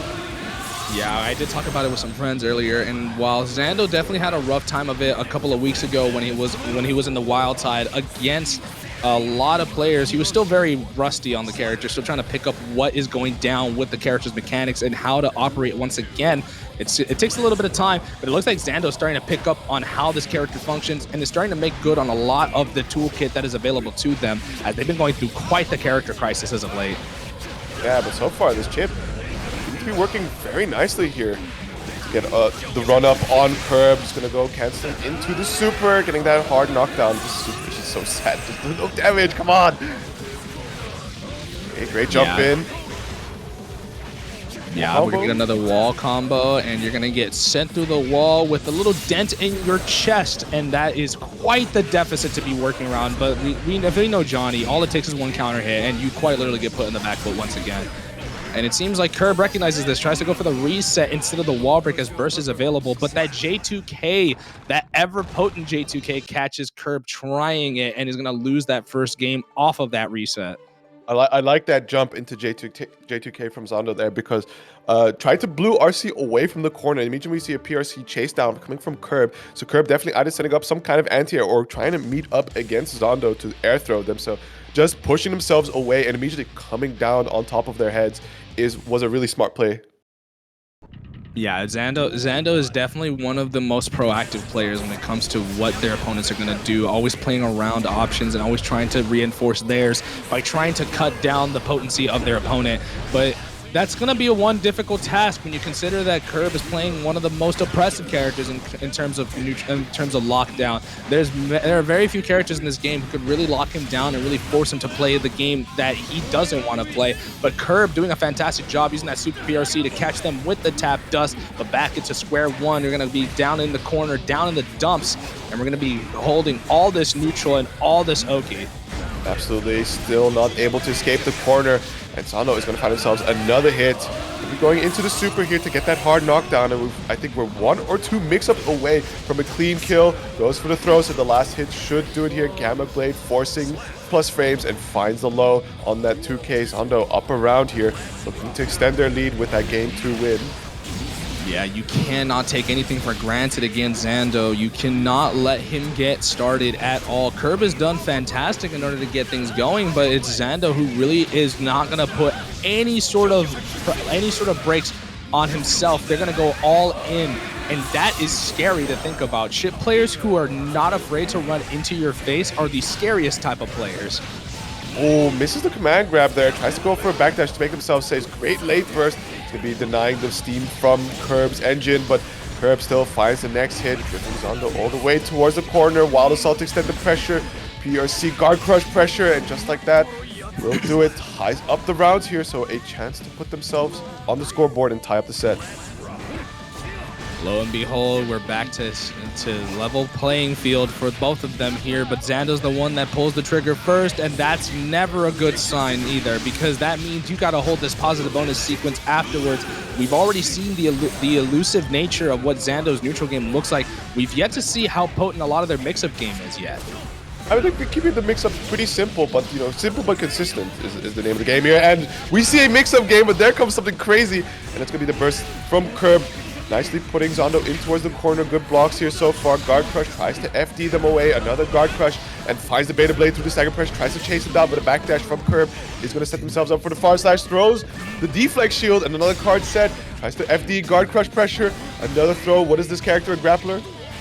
I mean, the biggest meme in Xrd, right, is that he's literally the best grappler, the best zoner, the best rushdown character. He was best at everything. He was best in class in almost every archetype, and it really shows because even in Strive, it carries over. It only took a little bit of time for them to realize this or eventually patch this into the game, but Kirb putting this 1-to-1, making things level. Now it's Zando who's bleeding a little bit, but this is fine. This is never a bad position to be in. You know, you both got 1-to-1 apiece. You both get to figure out each other's game plan. This definitely gives a lot more time to reassess, reanalyze, and just kind of try new tactics, right? These were opening rounds. Now the real sauce is beginning to cook. Kind of funny when you said, like, Arxis forgot that he was that, and so just patched him to be top tier as he should be. I mean, that's what they did with Xrd, didn't they? True. Yeah, they nerfed that character in Xrd, like, repeatedly, but he's still good. Actually, the last patch he was buffed. For some fucking reason. It's crazy because he went from being top 1 to being top 2 to being top 1 again. Absolutely, but here we go. Zando laying down a good pressure, good recognition on the command grab to jump away. But Zando not giving up any space. He's going to force a Kirb to burst. He runs right under the card set, but still dragged towards the corner. The guard crush wasn't going to connect. And there is going to set up the challenge. And Zando immediately throwing every single normal in Kirb's face, trying to cut every sort of approach, jump, whatever, you know, short. All right, here we go. This is looking pretty good. I mean, Kirb is kind of rocky when it comes to some of the interactions. Most of the interactions have been due to unfortunate overextensions on their part. If they just kind of like limit that overextension just a little bit, it really puts Zando in a very weird predicament as they are very good at whiff punishing overextensions in the matchup in particular. But Zando getting caught out by the Insenga, the Whiskey Bunker, is going to put some real damage on deck and makes things level again. This is looking like history is repeating itself. Absolutely, just like you said, if Kirb can kind of just slow it down a little bit, utilize the range that Johnny has afforded to themselves, he's able to control, you know, the approach from Zando. You should be in a pretty good spot here. Unfortunately, gets beta bladed away from their pressure. Good blocks and overhead. Puts themselves up a little simple damage sequence. All right, nice beta blade again, trying to really cut down and put brakes on anything. You don't want to let Kirb get started at all, and rightfully so, because look at the corner carry we just witnessed from all the way from downtown. And we're going to go into another guard crush. That Whiskey Bunker does it and puts Kirb in a very good spot to be able to move further past into the bracket. This is not looking too good for Zando. Zando finally got caught out for their hesitance, and it's Kirb who's going to use all that momentum to push forward into grand finals winner side. Absolutely, but we see Zando sticking towards the chip, so even if they do win this next one, it's going to be all we're going to see from them in this set. Kirb really putting the work in here, also capitalizing very nicely. We meme about the Whiskey Bunker damage, but you know, this is the funny chip character. That's going to be an extra amount of damage that they're going to be holding off the Whiskey. It's crazy too because this character is not the lowest health character anymore. Even with Asuka no mana shield, right? Because he's obviously the lowest health character in the game. It's the fact that even before that, he's not the lowest health character in the game because they also buffed his health. I think his lowest health belongs to Milia Rage. Nice. As it should be.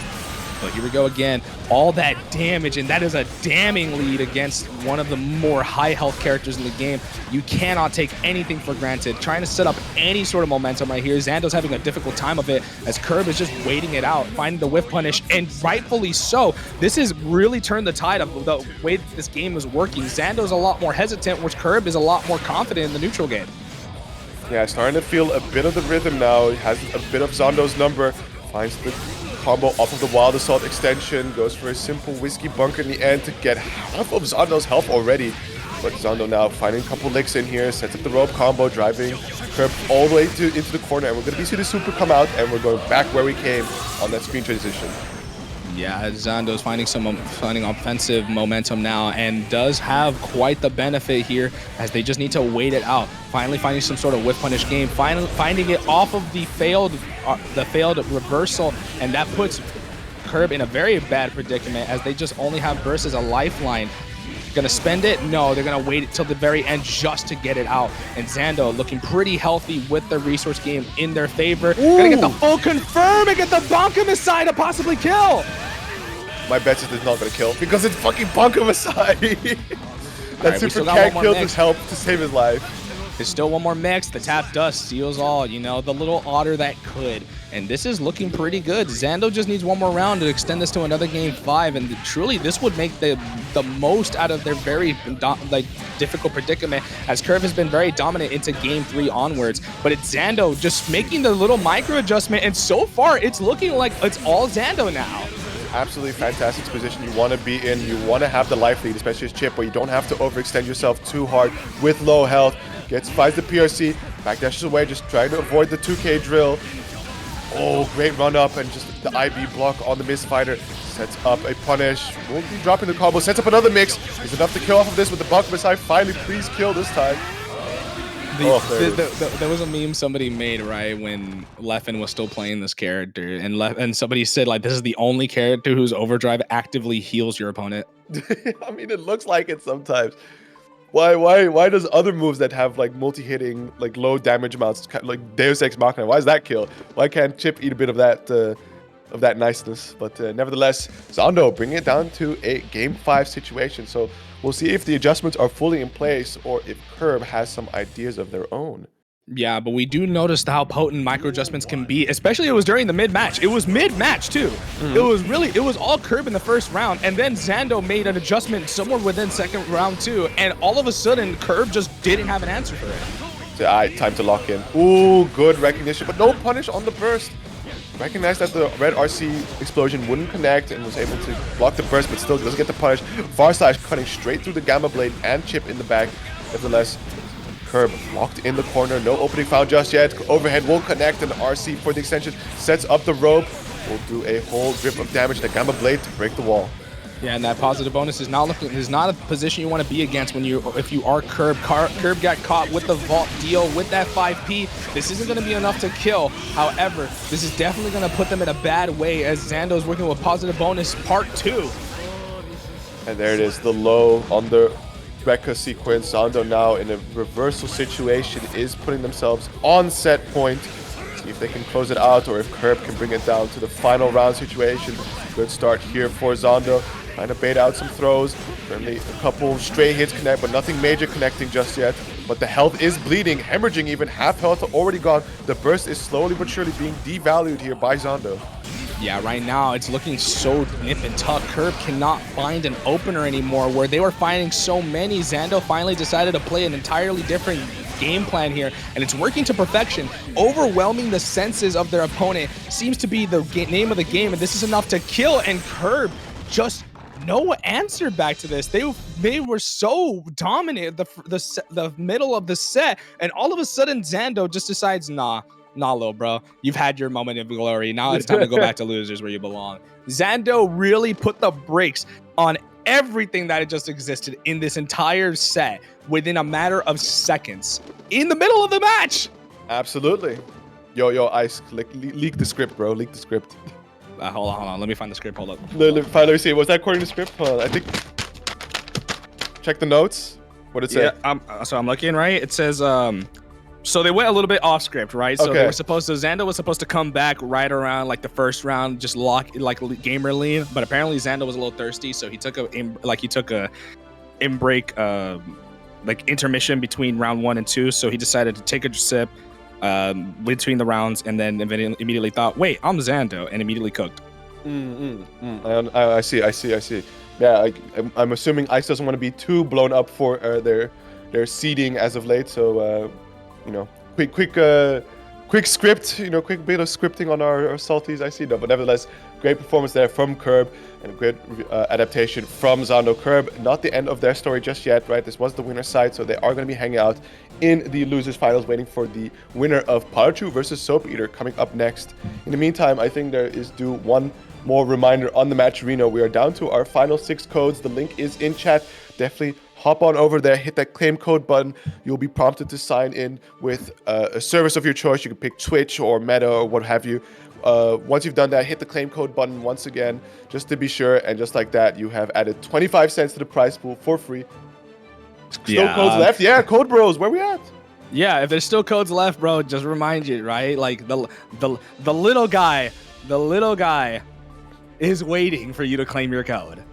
Absolutely. I want you. I may be a blurbo, but don't let this blurbo find you. Yeah.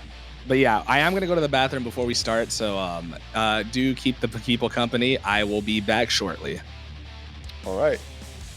You're all mine, chat. Nobody's to stop me now, as we're gonna be hopping into Soap versus PataChu. Did I make it into the direct? This little guy asking for extra ketchup at the nearest McDonald's. True. We love our ketchup. This is going to be the battle of the long-range beast. And immediately Soap Eater pressing the aggression, right? Dashing straight right onto PataChu. Already getting that first hit, but PataChu find themselves a nice counter hit on the far slash, converting, dropped into the corner. But immediately Soap Eater doesn't want to hold anything, just cashing out for that super, reversing right through the stomp. Just like that, good grip of damage has been dealt so far. PRC to extend the pressure some more. The stagger pressure tied. Nice catch on the outcut, driven all the way into the corner. Oh my goodness. Jump K is going to connect. Do we have enough to kill? PataChu with the hero burst believes into this round, or at least the ability to take away Soap Eater's burst of themselves. YRC to cut the pressure short. Stagger pressure. Tries to go in for the empty vault throw, but it is going to be PataChu that finds the interrupt, finds the tire barrel, and finds that hard knockdown. Good stagger pressure, RC to keep it going. Great challenge on the L count, and it's Soap Eater going to be hanging onto that burst, claiming that first round. Yeah, second round in, I finally returned. I realized my mic was muted the entire time I came back, so I was only back for like 10 seconds, but I realized that early on. But so far, Soap Eater definitely putting a lot of their offensive pressure on display, putting all the cards on the table, making PataChu scramble early going, as we're gonna get That's My Name on the board before that burst comes back. And the damage has definitely been done, because now we're down to 15 to 10% left. Actually, less than that, 5.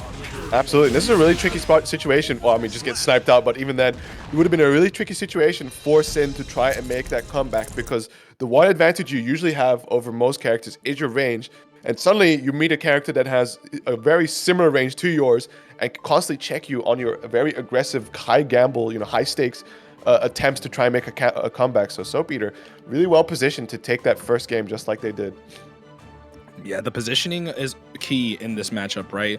And that's the thing with both these players, right? Positioning is super important when it comes to all their neutral tools, especially because despite how good a lot of Johnny's neutral tools are, Sin is a character that can match that in droves as well, with Beak Driver being so potent. A lot of the positioning for elk hunt needs to be really assessed, and a lot of the DP is a major important factor when it comes to Johnny pressure as well. There's so many threats that both these players have to account for, and I think the mental stack is already there by the time the opening gate starts, but both these players deciding to opt to run at each other and go all balls to the walls. But it's Soap Eater who fights back, puts it back to neutral, decides to go for the strike throw situation once again. Oh, just like that, inspired. PataChu doing their own strike throw, dragging them towards the corner, plus frames off that guard crush, keeps the pressure running. No chance just yet from Soap Eater, but both players now backing off. Finds the vault in RC. It's going to be an aggressive burst from PataChu. Wants to keep him trapped in the corner. The air dash JK will connect, and now Soap Eater looking to try and escort them towards the corner. Finds the vault RC. Finds himself a nice far side, but doesn't connect with the card. So the card will connect here with the TK misfinder, and we're out of pixel health here for PataChu. It definitely is one of those situations, right, where you gotta be mindful of yourself and kind of have self-preservation when it comes to the neutral game, especially against the character you're playing against. I've heard rumors that this is a winning matchup for Sin. However, that doesn't change the dynamic that you have to play. The character matchup might be in your favor, but it's the player matchup you have to account for first and foremost before anything else, as Soap Eater is putting a lot of pressure onto PataChu. PataChu has no answer for most of it. Even though burst is available, it's not looking too good for PataChu. Oh, yes, and a good block on the Hawkbaker. Soap Eater looking really confident here, taking the second game, so 1 away from eliminating PataChu from the bracket, but looking really strong overall and making his move look winning for Johnny. Yeah, Soap Eater, for sure. I mean, already putting down Tiger Pop, it would definitely mean a lot for them if they put down PataChu as well. So if they can go back to back and take 2 Titans out of the bracket, it definitely will be a huge sigh of relief. And all they have to do is just fight their way up to Kirb and then to Zando. But that's still a long way to go. You still got a lot of room to play, and PataChu is no easy feat. PataChu is the one that put this character on the map for a reason. He is the forefront of what this character meant from the very get-go. So to have this character be as strong as he is, you know PataChu is going to use a lot of tricks up his sleeve in order to put you on the back foot. Absolutely. So we're interested to see the kind of counter adaptation that's going to come from PataChu here so far. Nice 6P, cuts that pressure short. Good challenge on the dash up. Simple Hawkbaker damage extension. Burst coming out from Soap Eater. Wants their turn. Wants to be able to play.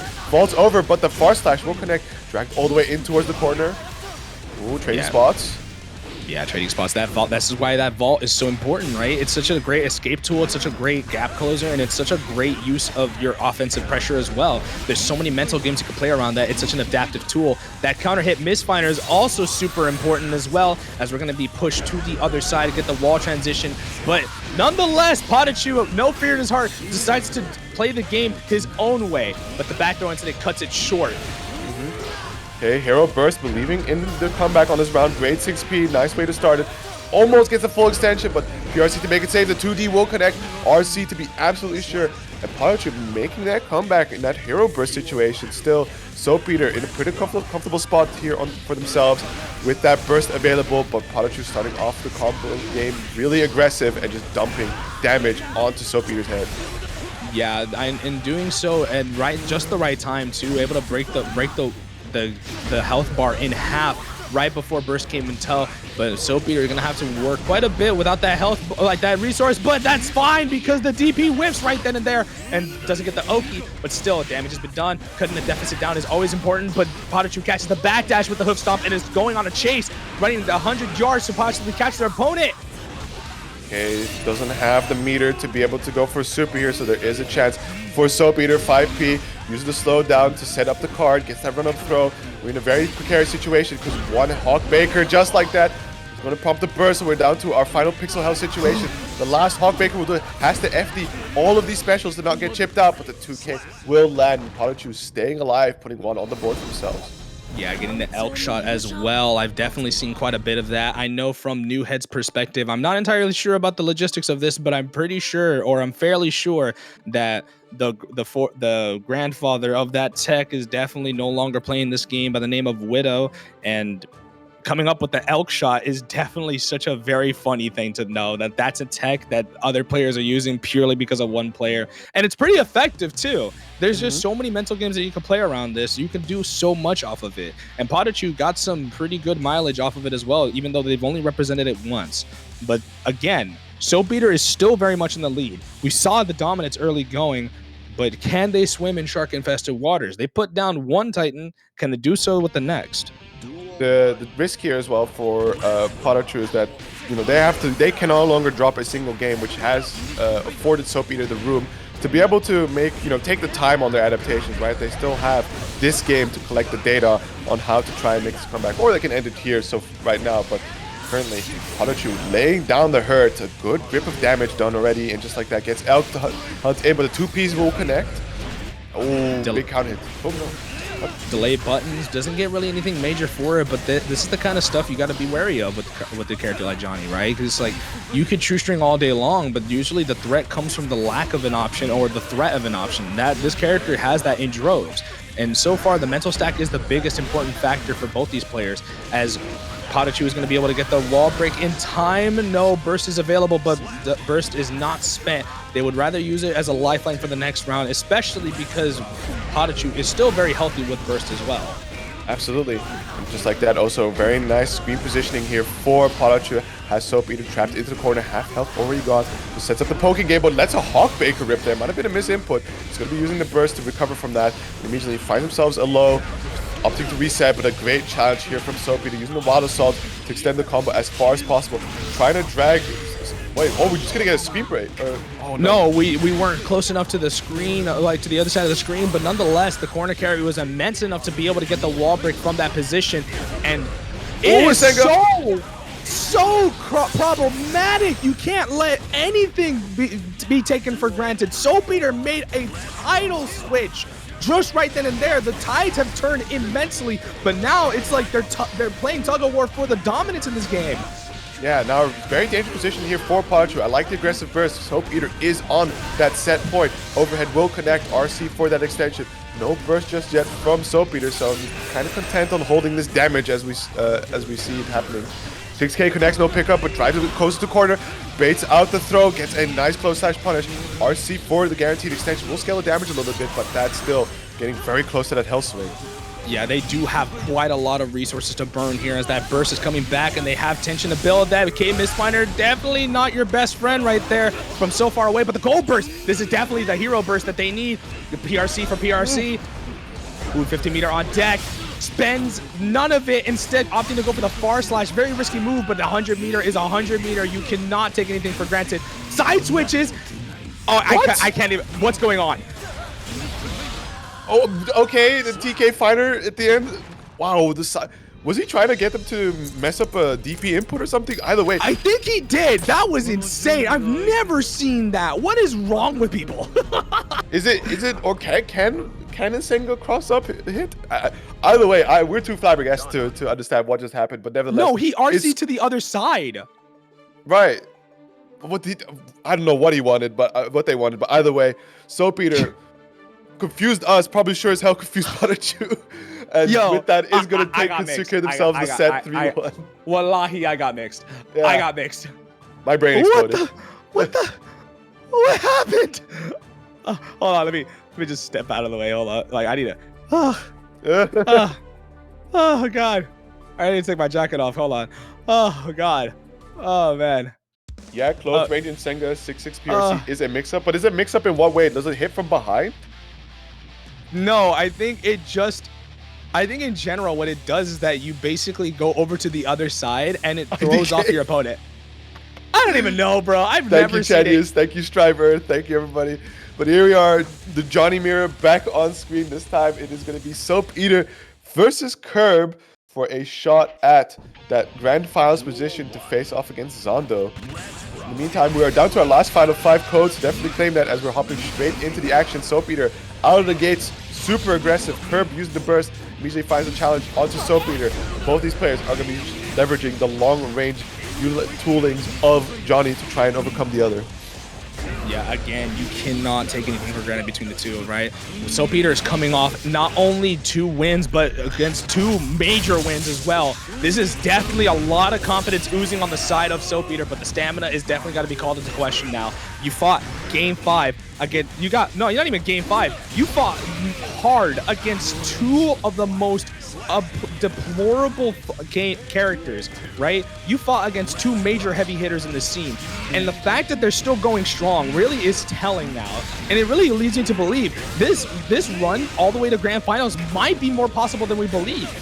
Absolutely. Just super hyper aggression coming out here from Soap Eater. Immediately gets bursted away, but says, "Nuh-uh, I'm not done with my turn. Get back in there." TK Fighter goes into the super. Is it enough to kill? Are we going to see one more chance for Kirb here?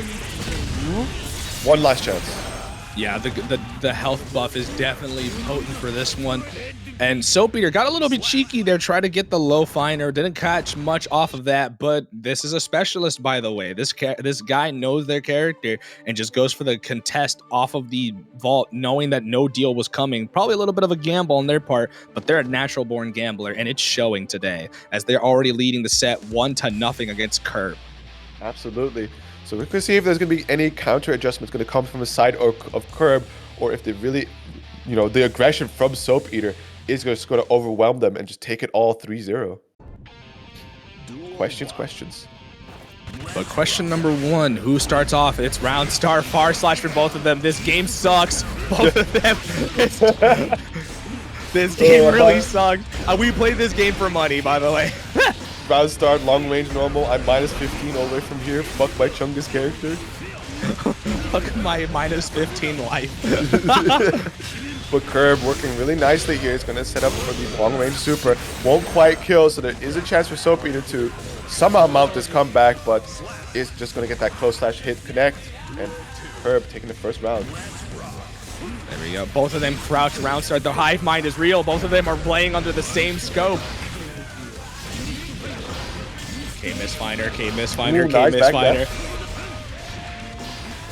Lead to multi-hits, going to catch on the backdash. Still, it is Kirb with the life lead. He's going to set up a guard crush, set himself up to get the throw.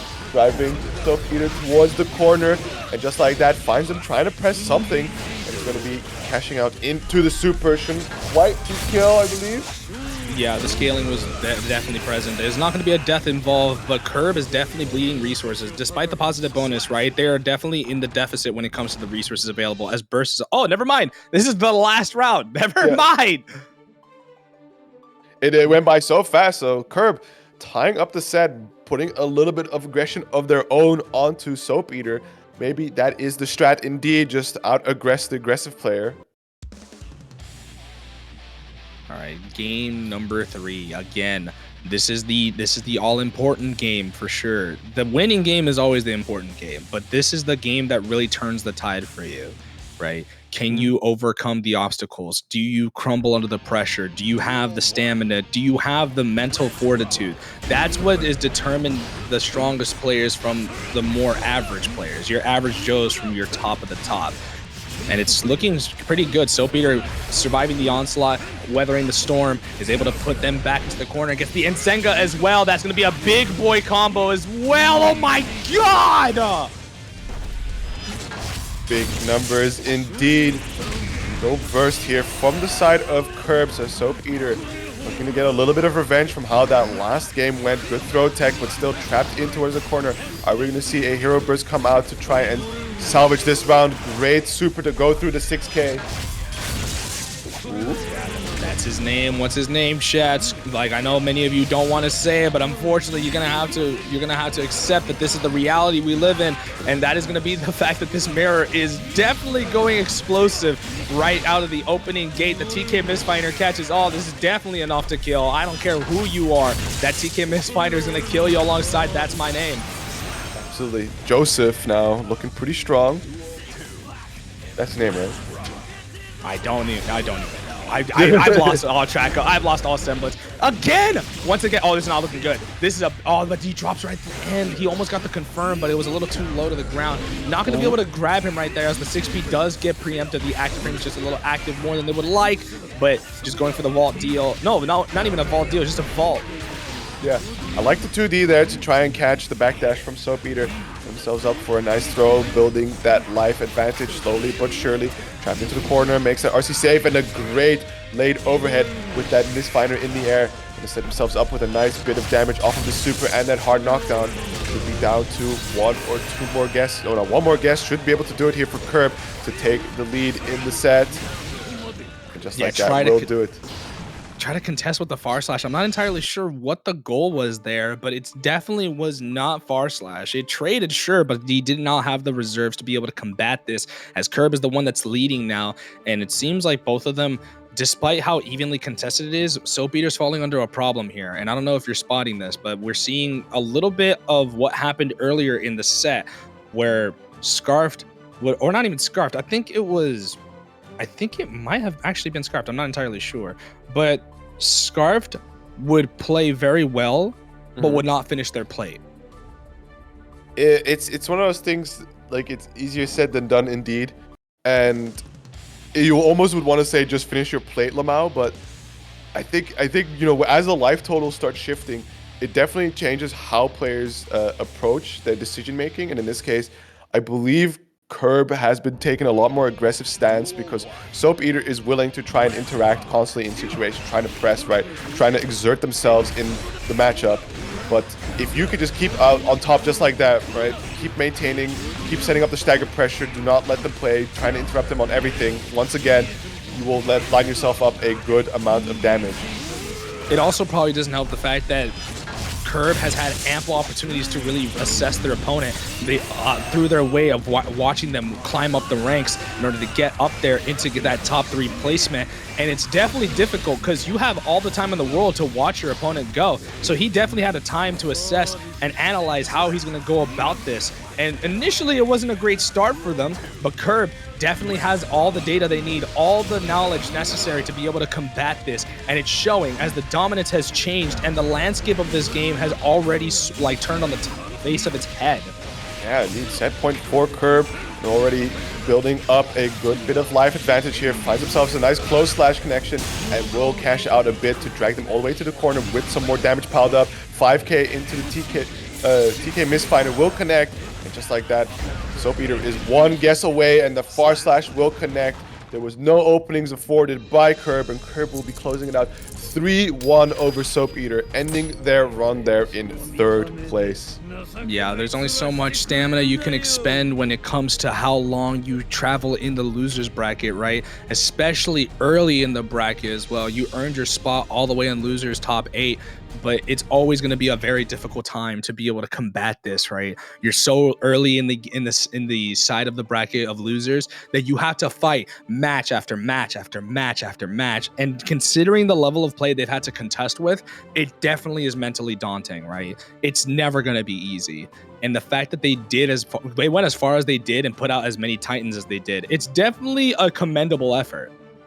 Absolutely. I mean, it's also one of those things of either you just got that in you, that skill to withstand the gauntlet, the grueling grind of back-to-back constant matches, especially as you go deeper. The quality of your opponents increase exponentially, right? You're starting to play against some top known names, and it doesn't become as easy as it started out with. Or if you don't got that in you, you're going to have to find some way to train against it, and unfortunately the only way to train against it is just to constantly experience it back to back. So making it this far on that top 3 is definitely going to contribute towards that. Of course, Soap Eater has won many events in the past on different tournaments out there on the online scene, so they are no stranger to the grueling task of making that losers run. Oh, for sure. Yeah. I mean, I've seen Soap Eater play, right? I watched them in Wild Tide a couple of weeks ago, right? And the only person that really put them down, the only person that was able to stop their dominance when it comes to the losers bracket was a player by the name of Dorito. I actually, was it Dorito? No, it was Cuenca. It was Cuenca. And Cuenca, oh my God, they were explosive the entire way through.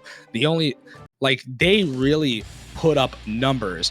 But enough about that. Enough about the competitors that we were mentioning. It's time to move on to our run back set from winner's side. It's going to be Kirb trying to make good on their chances once again against Zando. We saw how it went down last time. It's time to see how it goes about this time. Now that Zando's had ample opportunity to rest, we're going to see what it is Kirb can establish in order to get them going once again. Absolutely. So Kirb, coming from the loser's side, is going to have to win 2 sets against Zando, where Zando only needs that 1 set win. Immediately beta blading through the TK misfinder, slowly but surely sending towards the corner, finds themselves a nice counter hit with that falling JS, and the Banco Masai for the hard knockdown, slowly but surely building themselves up that first round. Yeah, always getting something going is always a fantastic way. Get the early lead, get the early damage, get your game plan set right in motion, right from the very get-go. When things work out, they work out well. And Zando doing pretty good. Even the life lead doesn't mean much outside of that. They're still playing their game. They're not really thinking too much. They're just going to keep doing what's been working and establish themselves further upon that. Build upon the foundation that has led you all the way to this top side of the bracket. Drops a very nice counter hit starter there, but still finds the beta blade, able to build and chip away against Kirb's health, giving themselves that nice life advantage that sets themselves up with a little bit of a safety barrier to gamble in and find those hits. Willing to press now, some health to trade away. Once again, chipping away at the health from Kirb, but this time rope is set up. We'll drag them all the way towards the corner. Tap dust will connect. RC for the extension, but unfortunately the wall break coming out a little too soon. So 1 pixel health chance here for Kirb to try and put a round back. Yeah, a sliver of health is all you need, though, but not able to make much out of it. But I did catch the joke you made, chipping away at his health. Okay. Yeah, I mean, it's one of those I hear- unfortunate situations of commentating Chipp is when you talk about how much damage he does and the fact that, you know, a lot of his sequences do just have him chip away at people's health. She's like, what next? Chip damage? I hate it. I hate it when they kill with chip damage. I'm like, oh my god, it writes itself. Yeah. Yeah. You want to explain it to the class? I don't. All right. Well, don't worry. We'll move past that. We're gonna go into game number 2 anyway. Kirb is gonna be the one to start things off, but it's Zando who cuts that out immediately. Tells him, "Young man, this is not a game for you. Walk away. These streets are not built for you." Oh, that's a big Blade whiff, and Zando knows it, immediately bursting that first hit, trying to maintain this very advantageous speed position of Kirb locked into the corner. Does find themselves a nice hit. Will go into the bunker Masai for a bit of damage, but it's about that hard knockdown and that positive meter bonus regenerates with that burst gauge back as soon as possible. Yeah, overall, you don't want to be caught out in any situation. You do have a good amount of resources to burn through, which is always good on the side of Kirb, but how well you work these resources is how you really determine the tides turning in your favor. But so far, Kirb making good on their chances when they have them, but Zando is a very unstoppable force once they get going. It's almost very difficult to even put them off of you because they're so rapid in their movements. Absolutely, already jumping away from the card, but the far side will connect. The Definer to get the knockdown, guard crush pressure, will opt to deflect shield to try and build a bit of space. Again, opportunity going, nice 6P, sets up for the rope, finds the mix-up, and this should be enough damage to kill. And Zando, one round away from extending their lead in the set. And you don't want this as Kirb either, right? This is the run back. You definitely want to make good on your chances. You want to put more points on the board. You want to put more damage on the board. You want to make your opponent think twice about doing what you're doing. But as far as things are going, Zando doesn't feel any fear, doesn't feel any sort of remorse. This is their confidence. This is their rhythm. They're in their flow state. Absolutely. Code pronouns. Fair enough. Here we go, Zando setting up a bit of that rope damage. We have the super cash out as well for the hard knockdown. First available for Kirb to try and make a last stand here to survive in this game. But Zando finds the openings, tries to hard bait the burst. No bite just yet from Kirb, and that burst is being devalued slowly but surely. Yeah, it does get the throw off the threat off Mistminer, right? And that's always a scary situation, right? You're going to hard bait the burst? No, Zando recognizes that the burst is going to be baited anyway, decides to save it for the next round as they're already going to be working with the lead anyway. The resource economy is firmly on the side of Zando, and Zando, having no fear, decides, you know what, I'll take a round, but I'll take your life in tow. Absolutely, but just like that, as close as that last round was, Zando immediately with a very strong opening, trying to keep Kirb locked into the corner, and he's definitely pressing to try and escape, but that 6P will connect. Good blocks on the overhead, but the RC to make it safe, and there's the command grab. We are building a good bit of damage, jumps away, but still RC to keep it safe, chases them down, locks them into the corner, and immediately catches them, but oh my god, Spaghetti. Yeah, there's a lot of spaghetti scrambles going on right now. They're scrambling like eggs at the moment, but Kirb is going to be the one caught out right at the end of it. Zando is trying to overwhelm their opponent with all this erratic movement and doing a very good job of it as well. Catches them with the fadeaway JS or the JH and is able to take that game 2 as well. Now it's Kirb in a very undesirable situation, right? You're down 2 in grand finals. You are in loser side. This is not looking great. The pressure is on you. This is the run back set. You guys had a much better time when winners finals, but now it's looking like it's all Zando for him. And that's kind of what you have to expect when you're looking into this. You can't afford to make a mistake against a top-level player like this. But this is where you have to compose yourself, reassess yourself, think, compose, and move forward. You've already lost twice. You just have to move forward from that. You can't allow the result to overestimate and to overcompensate in your game plan. You have to do what you got to do and just do it to the best of your abilities. I do appreciate you tiptoeing around the Steve Irwin quote. I did not want to say not Steve Irwin, sorry. What's the name of that guy? It's not Bear Grylls, right? Improvise, adapt, overcome. Yeah, I did not want to say it, bro. I did not want to say it. I felt myself saying it, and I had to constantly reword it, and it really sounded stupid in my head. We just got to quote the GOATs, and speaking of GOAT, Kirb taking a very resounding first round here in Game 3. Yeah, Kirb has not had an easy path. Let it be known, right? They've had to fight quite some heavy contenders as well. People who normally you would see in like the EMEA, like our EU brackets as well, doing well in top 8s, and they put them down all the way to winner side, right? But here we have one question mark, one asterisk in their run. And Zando is making things very hard for them. But as far as things are considered, Kirb is in a very favorable position as they do have the lead in the rounds. However, that lead is starting to dwindle at the moment as Zando is exploding onto the scene. Yeah, the question is, are they going to use the burst here to try and close out this game right here? Or are we going to see it saved for the next round? We're going to see the wall combo, an interesting bit of adaptation. Goes for the other super. Is it enough to kill? Are we going to see Zando on set point? We will indeed. And Kirb hangs onto that burst to try and challenge and survive here and put one on the board for themselves. I do respect the confidence to want to try and seal it out on their own terms, whether or not it leads them in a bad way. It's still the fact that they had more confidence to try and seal it out in that round, but it might cost them, as that could have really been grateful for them. However, that burst, the flex shield being baited is definitely going to be a good way for them, as they're going to be able to get the wall break. No, decides to go for the reset. This is what cost them last time. Yeah, and the drill connecting there despite the backdash attempt from Kirb to try and clear some space. But the next backdash will succeed and they will get that far slash to connect as well as the RC for that pickup. And Kirb puts one on the board for himself. Yeah, red alert though, red alert. This is not a good sign to be showing to your opponent as well. We've seen you make that mistake before and you paid dearly for it. You don't want to be caught out making the same mistake more than twice, as Zando will explode and expose that. I'm not sure if that was supposed to be a super input, but that definitely was not the ideal play. But overall, this is definitely high pressure situation, right? You got one on the board, that's good. That's fantastic. Confidence may start brewing from a victory, even as high a deficit as they may be. The fact that they cut it down even by one is good enough to get things going for you. But Zando does not care and refuses to let this go to a game 5, let alone a reset.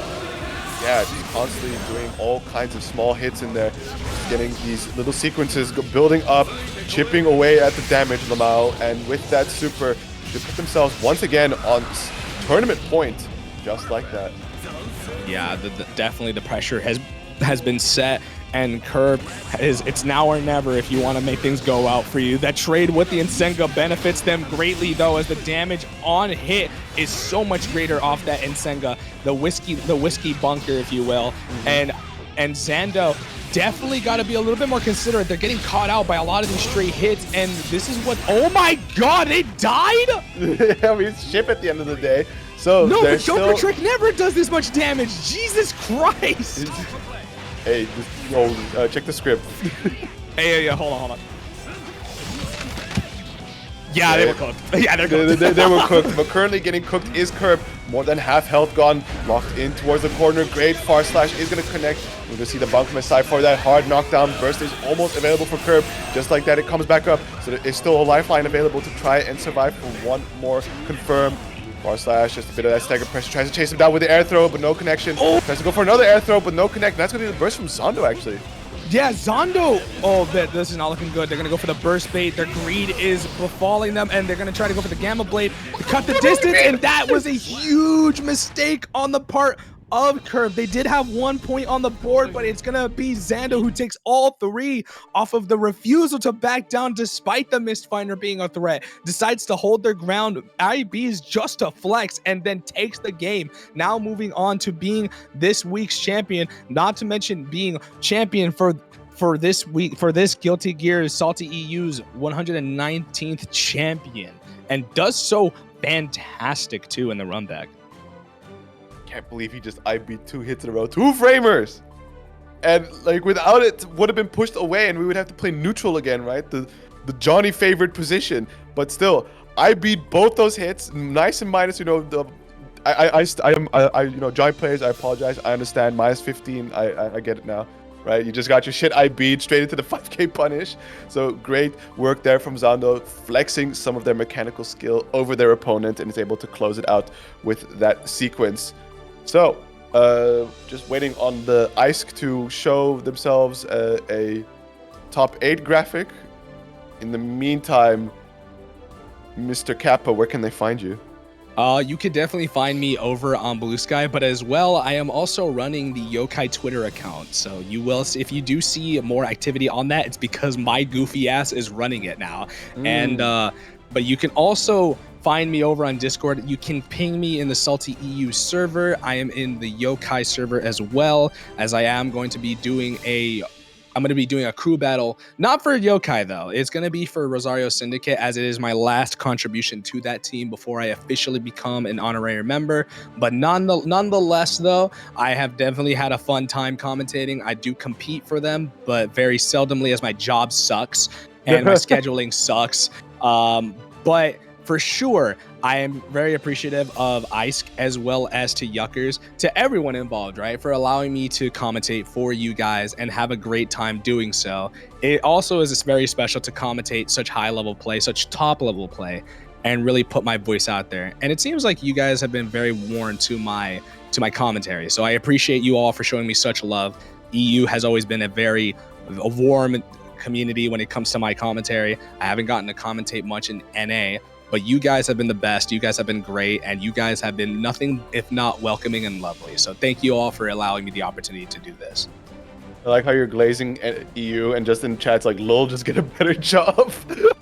You know what? Fuck you. I retract all of what I just stated. You guys are the worst. You guys are the most bubbling, like, buffoons I've ever commentated with. You guys are the worst.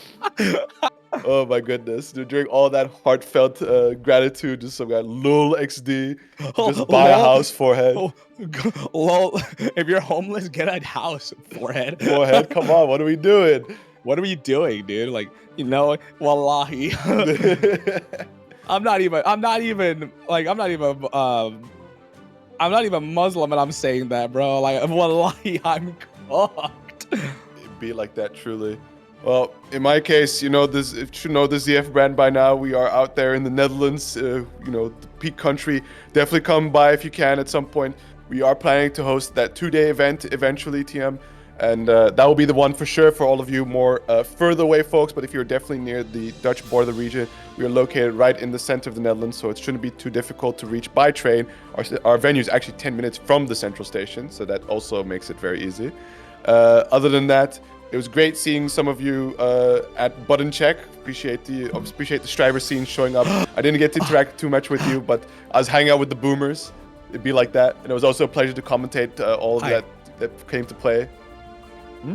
I got one more thing to say. All right, let me get my uppies in, bro.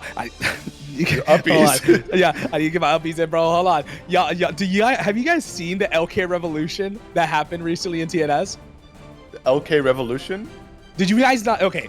Did you see LK? Like, I don't know if anybody saw this, right? So in TNS, right? If you guys have been seeing a picture of like a bunch of LKs watching TNS, understand that was all my fault.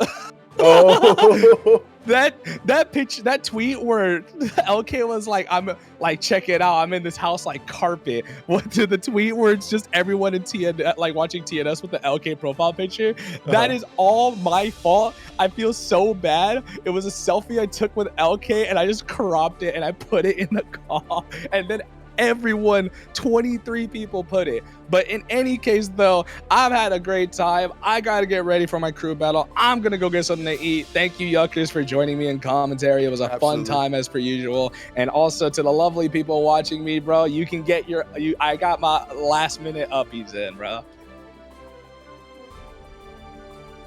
Yep, and there we go. That's gonna be our top 8.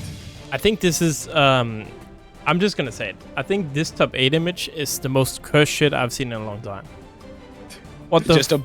What is going on here, dude? What is going on? It's just the trifecta of Johnnies, bro, from 3 different countries. From I forget what country like Tiger Pop's from. Then you have Ukraine, and then you have lesbian. No, I meant the characters as well. The genuinely awful top 8. It is a very cursed top 8 image, bro. The matches were great, don't get me wrong, but look at this shit, man. I hate it here, dude. Oh, yeah, one of the strongest countries ever. Lesbian. Or bisexual, I think. Is it bisexual? It is bisexual and asexual. Thank you. I appreciate it. I'm not too familiar with my pride flags, but thank you so much. Also, congratulations, Zando. You did fantastic. You definitely showing a lot more growth on the ship for sure.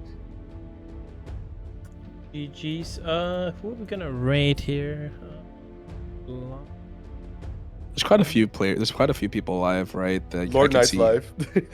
Oh, everybody! I need. Can I ask one favor? I know it's not in my position to do so, but can I ask for one more favor?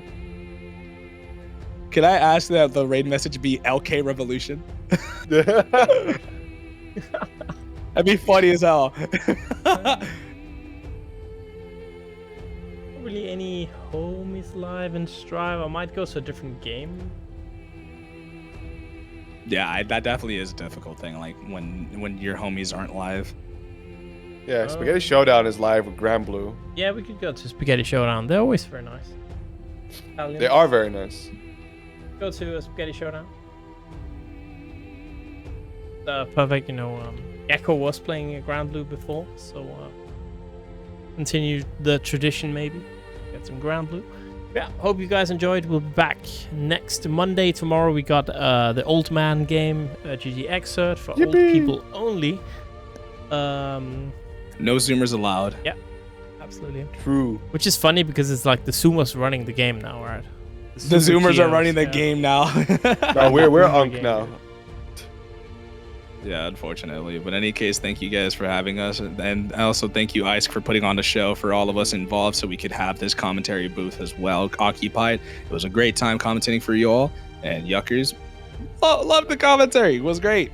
Yeah, it was always a pleasure. All right. Have a good one, everyone. Peace out.